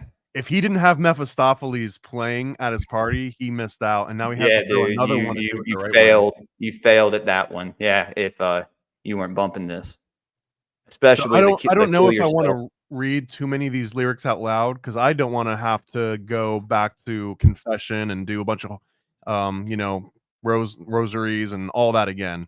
So I'm already like I'm pure of soul right now. I have no sin on me. Would you like me to read them? And I don't want to invite sin by reading, for example, well, I guess we'll do the rest of Wizard of Meth. They don't know who I am inside. Let me die inside. I don't need friends. Got some drugs by my side. Very poetic. I mean, they're very much wordsmiths. Very fitting of of someone using methamphetamine. And I think one of their other albums is called Heroin, which kind of fits into the theme. I think there's a Bong Ripper album named Heroin. I think Bong Ripper. That's another band. You got Bongzilla, then you got Bong Ripper. Got a bunch of bong bands. Dude basically names everything. Yeah, but see, like it's crazy because I haven't heard of like a tenth of all the different group, let alone the genres that you're dropping on me. So I'll have to go and do even more research after this. I don't want to be like that, dude, but like, yeah, bro, I can get into a lot more, like, even like crazier, like the fucking power violence, thing. We're gonna dive into that at some point because I think, like I said, you would find that genre very interesting. It's like hardcore, but sped up like 4 times. Yeah. And do you have Sleep left only, or do you have more than that? Sleep. Well, I had Sleep. I wanted to talk about just this one band, and there's like a short 4-song EP that we could talk about, but we could do that. What's the band? Church of Misery. Church of Misery? Yeah, it's this band. They're from Tokyo, I believe. Japanese doom metal. They are. Every album is about a certain serial killer. Well, every song. There's an album called Born Born Too Late, which Damn, is a dude. Saint Look a Saint again. Vitus song. Past members. Look how many freaking past members. And wait, is it say Yeah, members? Is it man. just one guy now? Is it just one dude? Dude, Oh no. I Okay, here don't we go. Here know. we go. Current. We've got Oh, there you 4 go. guys All right. current. I was gonna say that sucks if it's just one guy. That'd be like Well, like Local person. H. Remember? Do you remember Local H, or was that before you? That may have been before my time. I don't know. Local H was like 2 guys, and then they had like a falling out, and then it was just like 1 guy, and it was just crazy because even when it was just 2 guys, like one dude was like singing and playing the drums and the bass, and then like he did even more than that afterwards. That's awesome, dude. That's kind of what I want to do right now because I can play bass too. Or I Damn, kind dude, of it taught gets so myself. complicated. They've got a freaking Wow. waterfall chart to just show you. This is my first time seeing this, dude. So you've Yeah. got Mikami is the one guy that's been there the entire time. So I guess that's why they list him at the top here as members, because he's like the only consistent. Everyone else just comes and goes, it looks like. He has to be the bass player or the drummer because that's what holds the band together. And these black lines are studio albums. So they've even had, like, for example, this guy Kensuke Suto, he joined the band after they had cut an album in 2009, but then he leaves before they cut their next album. So he was in the band, but not long enough to ever like make a lasting impact, I guess, on being on the album. I don't know. And look at, we've got little blips here too. Like there's this interesting moment in 2015 when you've got 3 people join for like a month and then leave. I wonder what that story's all about. Yeah. Scott Carlson, Maybe they David, something. and Eric. It's like it's also Sound the like only the white dudes. English dude. Yeah, Yeah, they bring in 3 studio musicians to like fix some shit and then send them off on their way. Bro, yeah, no, I was gonna say like they definitely are like, yeah, I don't think you belong here because like, dude, so when you look at their music, like every song is about a certain serial killer, and it's dark shit, you know. But I mean, this information's out there. So when I first got into them, of course, I looked into every single fucking serial killer that they were talking about on every song, from Dennis Nilsson to Ed Kemper to, I mean, they write stuff about Jim Jones, Charles Manson. You can look at their split called Born Too Late. There's a song. They don't have a link for it on here, but yeah, Born Too Late with Shivi, I guess. Chevy? Yeah. That's the first one that I heard by them, and it's their older vocalist. It's more of a stoner metal vibe than like a harder, like, you know, what we were saying, sludge metal vibe. Look at this, another Rise Above and another Black Sabbath. They were being compared to Black Sabbath. Dude, they're all, if it wasn't for Sabbath, dude, metal wouldn't exist. I mean, that's just a fact, you know. Well, we would just have a different definition of metal, and it would sound more like Huey Lewis and the News, probably. It would sound like shit, dude. I'm not a fan of Huey Lewis and the News. I think he was into some sketchy shit. No, Hip to Be Square? That's a good song, dude. Right? Especially in American Psycho when he's hacking homeboy up. That made me love that song. Yeah, dude, their album covers are pretty fucking cool though, you know. Well, they have like a one way or another cover. I kind of want to listen to that now. See, I told you, dude. There's a bunch of stuff they have. They have a Saint Vitus cover called "War Is Our Destiny," and it's amazing. It's awesome. Saint Vitus is one of those older stoner metal bands. I'm pretty sure they're from England. Yeah, I know. Okay, well, I'll do my last one, and then we can close it out with Sleep. So the last one I picked out is also nowhere on Genius.com, and I don't know if it's just because they're not as popular. Again, like the music that I discover, when I find it, I rarely know if it's popular unless it's like I've literally heard it on the radio or I've seen it in a movie or something. Then obviously it's popular. But This Yeah. one just came in my adventures, and I haven't seen many other people even talk about Dungeon Weed before. Dungeon Weed. They had like some really amazing colorways, I think through Romanus Records. Shout out to Romanus Records. But yeah, Shout out, man. Dungeon Weed, this particular album is called The Mind Palace of the Mushroom God. And I'll have to say that musically, I like the album, but it's a little bit of like a high-pitched, screamy, whiny sound to it that might not be it doesn't fit into all the other stoner rock categories that I've got. A lot of those ones are very monotone, chanting. They kind of follow a very specific aesthetic. This I hear one, they you. kind of come out of the gate and they've got like an AC/DC vibe to them, the way that he sings, like very nasally and high pitched. But Really? they're talking about mind palaces of the mushroom gods, so it's hard to not love everything about it. So the names of the songs are Orcus Immortalis or Vox Mysterium, Beholder Gonna Fuck You Up, The Sorcerer with the Skull Face, my favorite, which is called Black Pudding, Lumbering Hell, and Mind Palace. And again, that was the one where I was trying to think of where the Mind Palace song came into. Right. Yeah. And Okay. the whole point of a mind palace to just drive this in a little bit more. And again, can you remember? I can actually remember. You go through the solar corona portal. You look down on the ground. There's an There's a X made out X of made out of caterpillars, and you see caterpillars Matthew McConaughey playing. playing the See how that drums, dressed works, as an astronaut. right? Yeah, and And you you can go remember those 4 backwards and songs. forwards. Yeah. I guarantee you, bro. In like 2 weeks from now, if we're doing a podcast, and I say, hey, go back through the solar corona portal, you'll see the caterpillar, the X, Matthew, like that mind palace will exist pretty much forever now. And the reason it exists is because it's so like over the top. Like in fact, a better way to do it is that instead of it being the front door is a solar corona, like your entire house is engulfed in a huge solar corona. Like you take images and you blow them up so huge that you could never forget it. And that's kind of what this whole mind palace of the mushroom god. It's like, imagine there's like mushroom growing everywhere. Imagine that you see a sorcerer with a skull face and he's eating black pudding. Like just the very concept.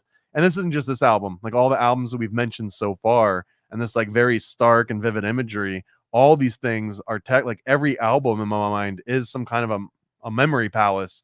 They don't all Oh, for sure. necessarily have information that you need to memorize and have like at your ready all the time. But this is why I think that there should be like a doom metal Manly Palmer Hall album, because now there's a reason to memorize all that stuff. Yeah, dude, for sure. I like, I've done vocals for a couple bands, so I've wrote lyrics throughout my life, especially when I rapped for 6 years. I know it's hard to believe, but so I don't know, man. Maybe we'll see. What's the rougher I'll crowd? write some shit. Rappers or like hardcore rockers? What's what? Which one's like the rougher crowd? Oh no, it really depends. Like which crowd are you going home with a better chance of like getting punched in the face? I'm gonna assume that's rock. But like I don't know, the crowd man. that you might likely go to jail for might more be like the rap. The rap dudes, I don't know, man. That underground scene, especially SoundCloud and with the Memphis revival or whatever, what we were talking about earlier. It was real dark, dude. And weren't too many good people, The Florida rap scene is like, I don't want any, like, I love the music of it, but I don't want anything to do with it, man, because these dudes are out like cutting albums and like uploading a full album on YouTube, all dressed up, driving around in golf carts, just talking about all the people that they've killed, like the real people that they've actually killed in the same city, and they'll put it up on YouTube and they'll get like arrested for it, and then someone else will kill one of them, and then they'll make a YouTube video. It's kind of wild out here, man. I don't know if that's just Florida, but it's definitely thick in Florida. Have you listened to Curb Lagoop? Kerbal Durble who? Curb Lagoop. He's this white dude from Sarasota. And dude, shout out that guy. he's about the shit he raps about. Curb. You're gonna I have to can tell spell you this that for me. much. Dude tried to sell me a pint of Tussin X on Instagram back in the day. You know? What? How do you spell? How do you spell this? Curb Lagoop. KIRBLAGOOP. Oh, there we go. Curb Lagoop. Yeah, dude. He's fucking awesome, man. He has his own sound and his own give him a style. follow. He's never changed, and he doesn't give a fuck what people like. Folks will make fun of his voice and shit because I mean, he does have like his own little voice that he does. You know, I mean, he's a white guy in the rap game, and but dude, yeah, he's definitely a real one though. Okay. We're gonna do a like ignorant Florida rap episode at some point because I've got a thick playlist that is very specific to that subgenre of ignorant Florida rap. Oh, dude, that's where like a lot of like the underground Memphis like stuff revival came from was the Raider Clan, Space Ghost Perp from South Florida. You know, Dade County. They brought back the whole sampling 3-6 Mafia and sampling, you know, 8 Ball and MJG, sampling Tommy Wright III, all that stuff, and they really like put Memphis back on. And now everyone samples like Skinny Pimp and all that shit. It's And overdone. we're gonna have Donut on to come and do a Memphis rap episode at some point. That's gonna be fun, dude. So I'm gonna spread out the rap ones because I don't want everyone thinking that it's only rap, even though that's like definitely my favorite genre. But we can go deep in so many different ones. Maybe next time we're gonna do like jazz. I don't know yet. Hell yeah, dude. And what was your last one? Sleep something or other? Sleep what though? What was the album? Called Sleep's Holy Mountain.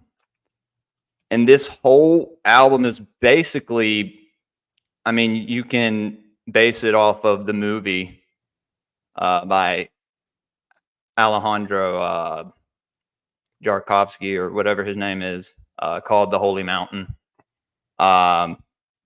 This album this is like my go-to for anything stoner metal. I can play this entire album on drums. Me and my brother can cover this entire album.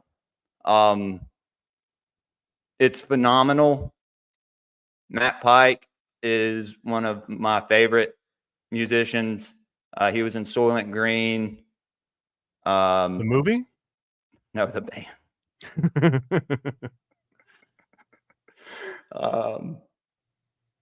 I'm pretty sure he was. He was in a bunch of. Oh no, not Soylent Green. High on Fire. They're both from New Orleans. So I'm pretty. No, never mind. They're not from New Orleans. The other band's from New Orleans. They're from California, but they're awesome, dude. I love High on Fire. Dude, they completely slipped my mind, dude. And they tour with a group called Goat Whore, which is another really cool name. This is a New Orleans band. Yes, they are.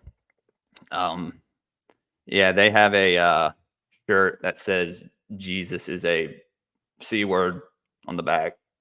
That's the first time I saw. No, I think that's a dying fetus, dude. We're getting all the metals conflated. And well, this is you getting them conflated. I've got it all sorted out. All right, well, you're okay. I'm not now. So well, this one's got a timeline too. Man, I haven't seen a lot of wiki articles that show these timelines. They can't keep a drummer. Look at the drummer. Man. Well, actually, the drummer was in the band. He's the original drummer. Him and lead guitar are the only those two guys. Yeah, I was about to say the other guy cut out, I think. But I mean, Brian Patton and Tommy Buckley, those are the guys that have been there from day one. It looks like 88 through present. Yeah. I mean, yeah, they're still doing their thing, dude. A deleted symphony for the beaten down. I kind of like the name of this one. Sludgecore. See, I hadn't heard of any of these groups or subgenres or anything before this. So yeah, well, now you know, dude. and hopefully I don't get any more bands confused and their, where they come from and all that. So Okay, well, we started this one on Sleep. Sleep's Holy Mountain. Yes. 1993, a year after I was born. So yeah, dude. Have you seen the movie Gummo? Oh yeah, of course. Yeah, man. Gummo is the one where they're Okay. watching Belly at the beginning. Or no, it's in the movie Belly. They're watching They're watching Gummo with and the that's kid with where the I was rabbit like, "What ears. the hell are they watching?" And then I went and found Gummo. And dude, Gummo is one of those. I think Gummo and Requiem Ken for a Park. Dream. In my mind, those two movies are Larry movies that Clark. like you have to take a shower after you watch these because you feel like dirty. Yeah, dude. I watched Larry Clark movies at a very young age. So Kids, Yeah, Gummo, Bully. Ken Park, What's Up Rockers. I love indie films, dude. Like And since I Bully was was one, I think that very was young. Florida too, because they take his ass to like the Everglades. Yeah. Spoiler Yeah. alert. But yeah, dude. This album is so in that movie. I was gonna say this. That scene where they're riding down the street on the bicycles. You can pull it up probably, or can you not? Since do you think it'd be a I can show a picture of it. copyright strike, or yeah, probably. If only you could play the scene, dude, because the scene makes it. Imagine you're hearing the music playing. Yeah, that first And song, they're going out. They're shooting Dragonaut, cats at this point, right? playing They're hunting down during cats that at the scene, Chinese dude. restaurant. That's what got me. Like, dude, I saw that movie, heard that song, and was like, and this was in like the 8th, 9th grade. Like I said, this was very early on. I was listening to stoner metal. Don't know if that's a good or bad thing. As long as it didn't come from Gummo. If Gummo was the one that introduced you to it, then I think it's a bad thing. Oh no. Maybe it did, bro. I don't know. I don't think so. I think I had already heard The Sword and like some stuff before I had seen that and listened to Sleep. But it was all in 1 year. Dude, I this mean, scene right I here was gives me definitely nightmares. like watching Gummo, you know? Oh, the scene of him eating spaghetti in the tub. I can't. And then the mom I can't. comes in and she's like can't. dancing in the basement. And like when she starts dancing, I'm like, I'm out, man. This is rough to watch. Bro, oh man, it's almost like David Lynch-esque. You know what I mean? Like almost there, but not quite. Yeah, this scene right here is so freaking hard to watch. And it's not even like offensive. It's just the way that this lady is like dancing and he's like shadow boxing in front of the dancing mirror. to Madonna, But they're doing it in a way that's like, oh, this is like their daily prayer. Like they do this every day, and it's not like out of the ordinary for them. It's like a ritual. Yeah.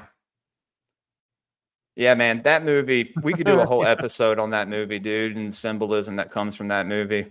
That doesn't the dude prostitute his retarded sister in that movie?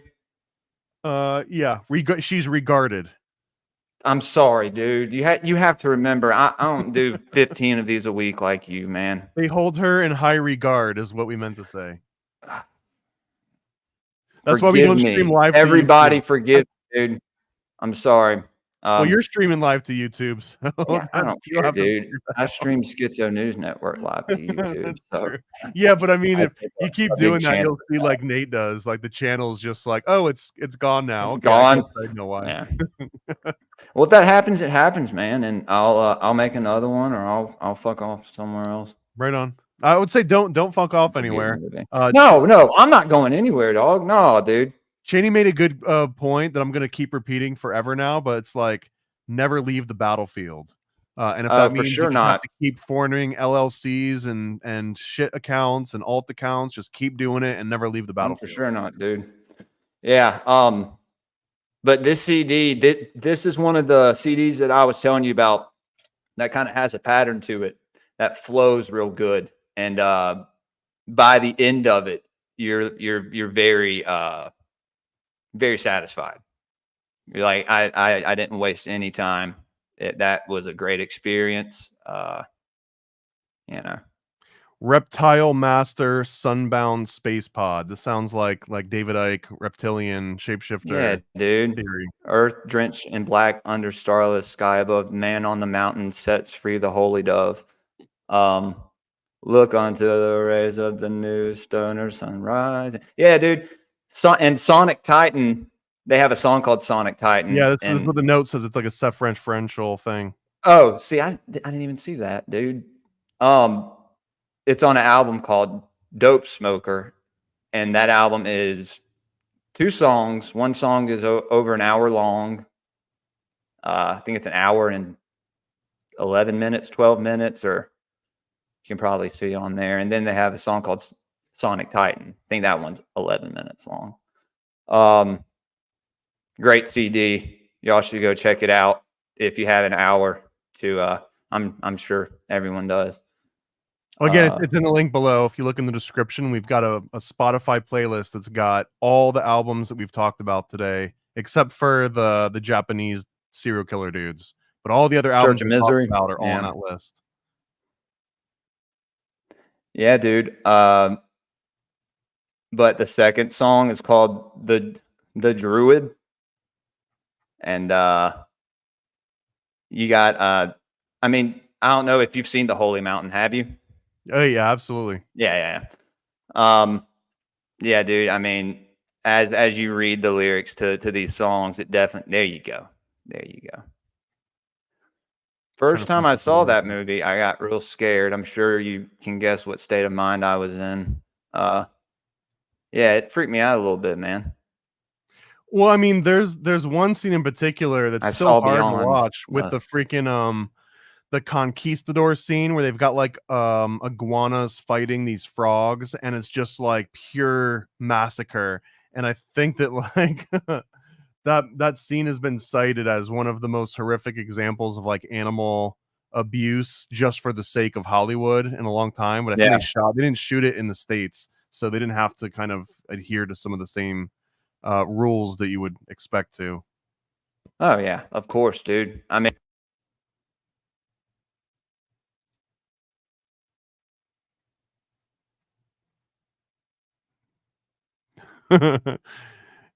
Jules tapped his mic, and now it's muted. my mic keeps cutting out, bro. My bad. Yeah, the Holy Mountain, highly recommended.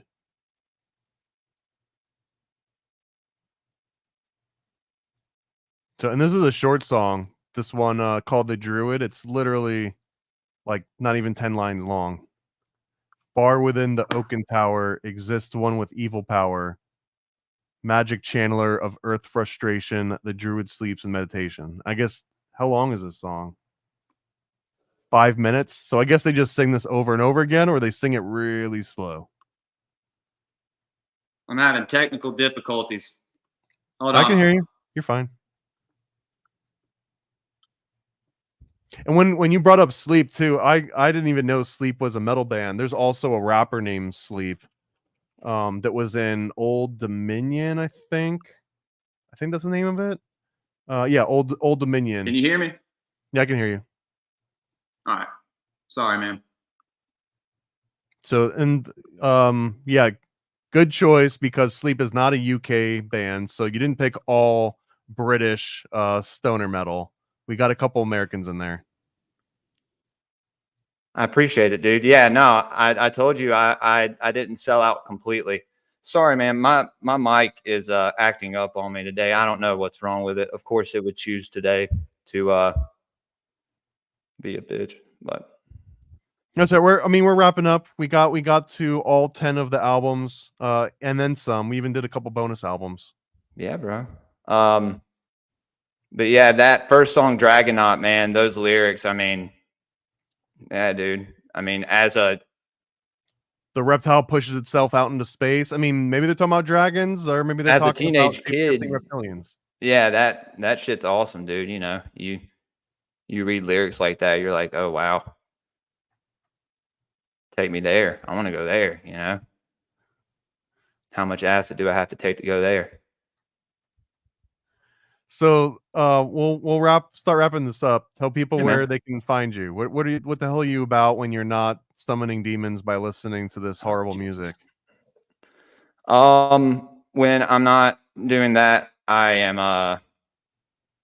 grifting for Thomas, selling stuff for him, and I'm doing right now. Really, I'm just trying to reach out to a few people, trying to just get the podcast out there, dude. I have a couple episodes that I'm going to be recording this next week. I've been doing Schizo News Network every Saturday. Me, Cody, and Nate. We'll be doing that tonight. I believe 9 o'clock Central, so seven Pacific, and 10 Eastern. That one's fun for the whole family too. It Invite is the kids, the grandparents, everyone. way better than any news you're going to get on TV. So everybody tune into that. That'll be on X, on my X and YouTube, and on the Reality Czars X and Rumble. And I'll add But a yeah, reality dude. stars link to this too. Okay. And then yeah, bro, I have some Manly Pete Hall like little books that I've been kind of reading lately, and I'm doing some reviews on those kind of by myself. But me and Adrian West, the guy who I had on my first episode to talk about like the Lost Book of Inky, and he had wrote that book called Pantheon One, The Golden Veins. Shouts out Adrian, man. He's awesome. We're gonna do like an Anunnaki Pantheon series because the Nephilim are like huge right now. Everyone's talking about them. Well, You they've always been can't. huge. It's kind of their thing. Yeah, but now it's getting into the mainstream. I mean, I've been researching, I've been reading the Book of Enoch for over 5, 6 years now, trying to figure it out, and it still all doesn't make sense. But, I think in order to know where the Nephilim come from, you have to learn like these Sumerian stories. And so what better way to do that than for someone to literally like lay out these characters and who they correlate to in all these other regions of the world when they incarnated as demigods in these avatar bodies coming out from the halls of Amente inside the earth. But I'm a conspiracy theorist, so I'm crazy. That's just my theory. But yeah, man, no, we're gonna be doing some Pantheon episodes. We're starting with Anu and gonna go down the list. Yeah, and just some more stuff coming. Some stuff with my wife on UFOs. That alien phenomenon. She's experienced that shit multiple times. So she's gonna come on and talk about that. So that'd be fun. And then, I mean, dude, besides that, like I said, I'm just trying to be part of as many discussions as I can. Well, sounds like you got some So, insight on like the stuff we were talking about today. Like a lot of these band members, you said that some of those straight edgers from Florida like slept on your floor yeah, when you were bro. younger. Like, dude, reach Yeah. out to some of these dudes and get them on. I guarantee you they're not talking about on conspiracy podcasts. You know what I mean? So let's ask them about 9/11 and OKC. Dude, yeah, no, my homeboys band, Cold Hard Steel from Birmingham. They're like this hardcore band. They're some pretty bass dudes. They're they all have kids. But I think the guitarist, my buddy Marco, and the singer, my buddy Tyler, who I grew up playing hardcore with. One's from Birmingham, the other's from Tupelo. I mean, Birmingham's another NASA sort of factory, right? So that's probably Oh where they're yeah, summoning demons. that's in Huntsville, I think, isn't it? Oh, you're right. Yeah, that is Huntsville, Alabama. Yeah. So I think I'm gonna have them on though, just to talk about conspiracies and shit. And I got Juan coming on next Friday, dude. Big mistake. If he can still do it, I asked him if he was still available. So Juan, if you see this. And then one, if you don't If you're show up, still you're a available, coward. man. No, man, don't say that. If you show it, if he He has doesn't something show up, else to he's a do, coward. That's all there is to it. well, all right. Well, that's what Thomas said, not Jules. I'll be your I'm- champion here if you need someone to champion Thanks, you for buddy. one. I think I'll be all right. I don't want to step on any toes, And I'm glad you I got a brought up. lot to talk to him about, But yeah, man, go put your plugs in, dude, because people know where to find me. Well, I'm glad you brought up Nephilim because I just released a interview recently on all my platforms, YouTube and podcasts and everything, where we talked to Gary Wayne about Nephilim. He's the one that wrote the Genesis Conspiracy, and he just came out with Genesis Conspiracy Part 2, and he kind of breaks down everything I've ever wanted to know about Nephilim. Like, this is the dude. Like, he's the one that's got the longest and most detailed book that does it in like a non-cryptic way. Like, there's so many of these freaking books where you start wanting to look into not just Nephilim, but like any of these ancient sort of entities and like taboo subjects, and it's all dressed up in this like over the top analogies and symbols. And I think a lot of it is just like fart sniffing. People just want to feel like they're being extra fancy, and Gary Wayne doesn't do that. So shout out, go check for that Shout out episode. Gary Wayne. Yeah, man. Gary Wayne. I had started listening to it at work and then got interrupted. So he's awesome, man. He's the real deal, man. And someone made a really great point in the comments in that video. It is that Gary Wayne, like, you could reasonably expect every other answer to someone that's got these books to be like, well, you're gonna have to read the book, or oh, that's in chapter 7, and he doesn't do that a single time. Like, every question, he gives you the answer. He goes right into the meat of it. He doesn't dance around. He doesn't say like, oh, you'll have to read the book.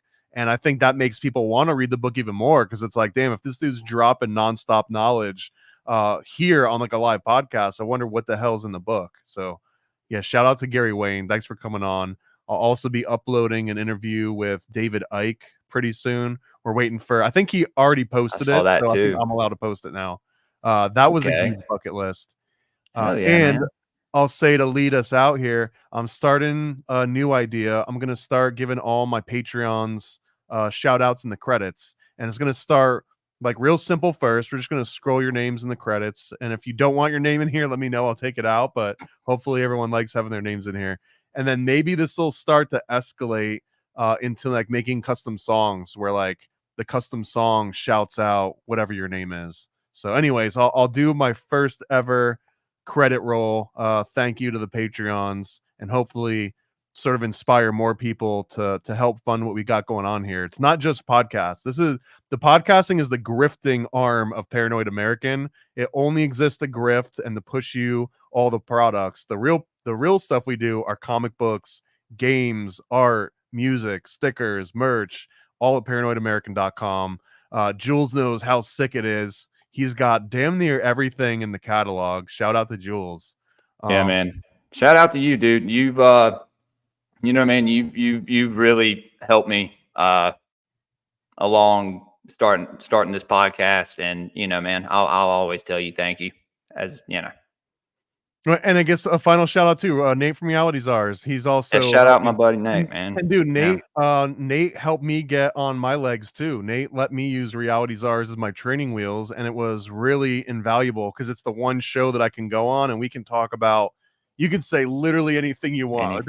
He's got guests on there that say things that are so far beyond the pale of anything that I would even think, let alone say out loud. So it's a very liberating experience to hear someone saying like just abject filth. Everything I'm thinking. And then it's like, yeah, dude, anything I say after this isn't going to be as bad as what that dude just said. And there's something liberating about that.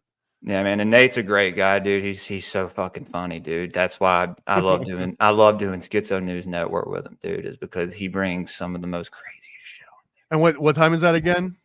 It's at 9:00 Central, so that's 7 Pacific and 10 Eastern.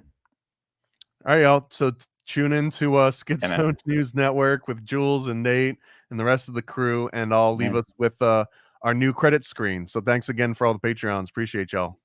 See ya. Thanks, guys. Stay great-pilled. Paranoid.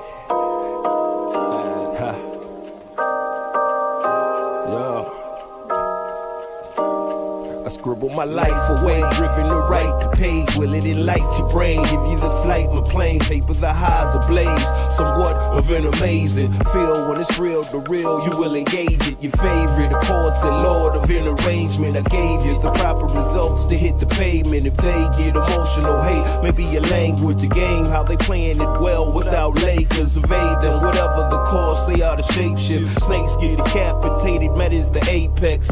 Execution of flame you out, nuclear bomb distributed at war, rather gruesome for eyes to see. Max them out, then I light my trees. Blow it off in the face, you're despising me for what though? Calculated and rather cutthroat. Paranoid American must be all the blood smoke for real. Lord, give me a day away, vacate. They wait around to hate whatever they say. Man, it's not in the least bit. We get heavy rotate when the beat hits, so thank us, you're welcome. Fuck the niggas for real, you're welcome. They ain't never had a deal, you're welcome. Man, they lacking appeal, you're welcome. Yet they doing it still, you're welcome. Chosen1.com. Go visit chosen1.com. It's easy to remember if you just sing along. Chosen1.com. Go visit chosen1.com. The chosen one, yes, he is the chosen one. He's got his own comic, and now he's got his own song. 'Cause he's the chosen one, yes, he is the chosen one. Go buy a copy at chosen1.com. Chosen1.com. Go visit chosen1.com. It's easy to remember if you just sing along. Chosen1.com. Go visit chosen1.com.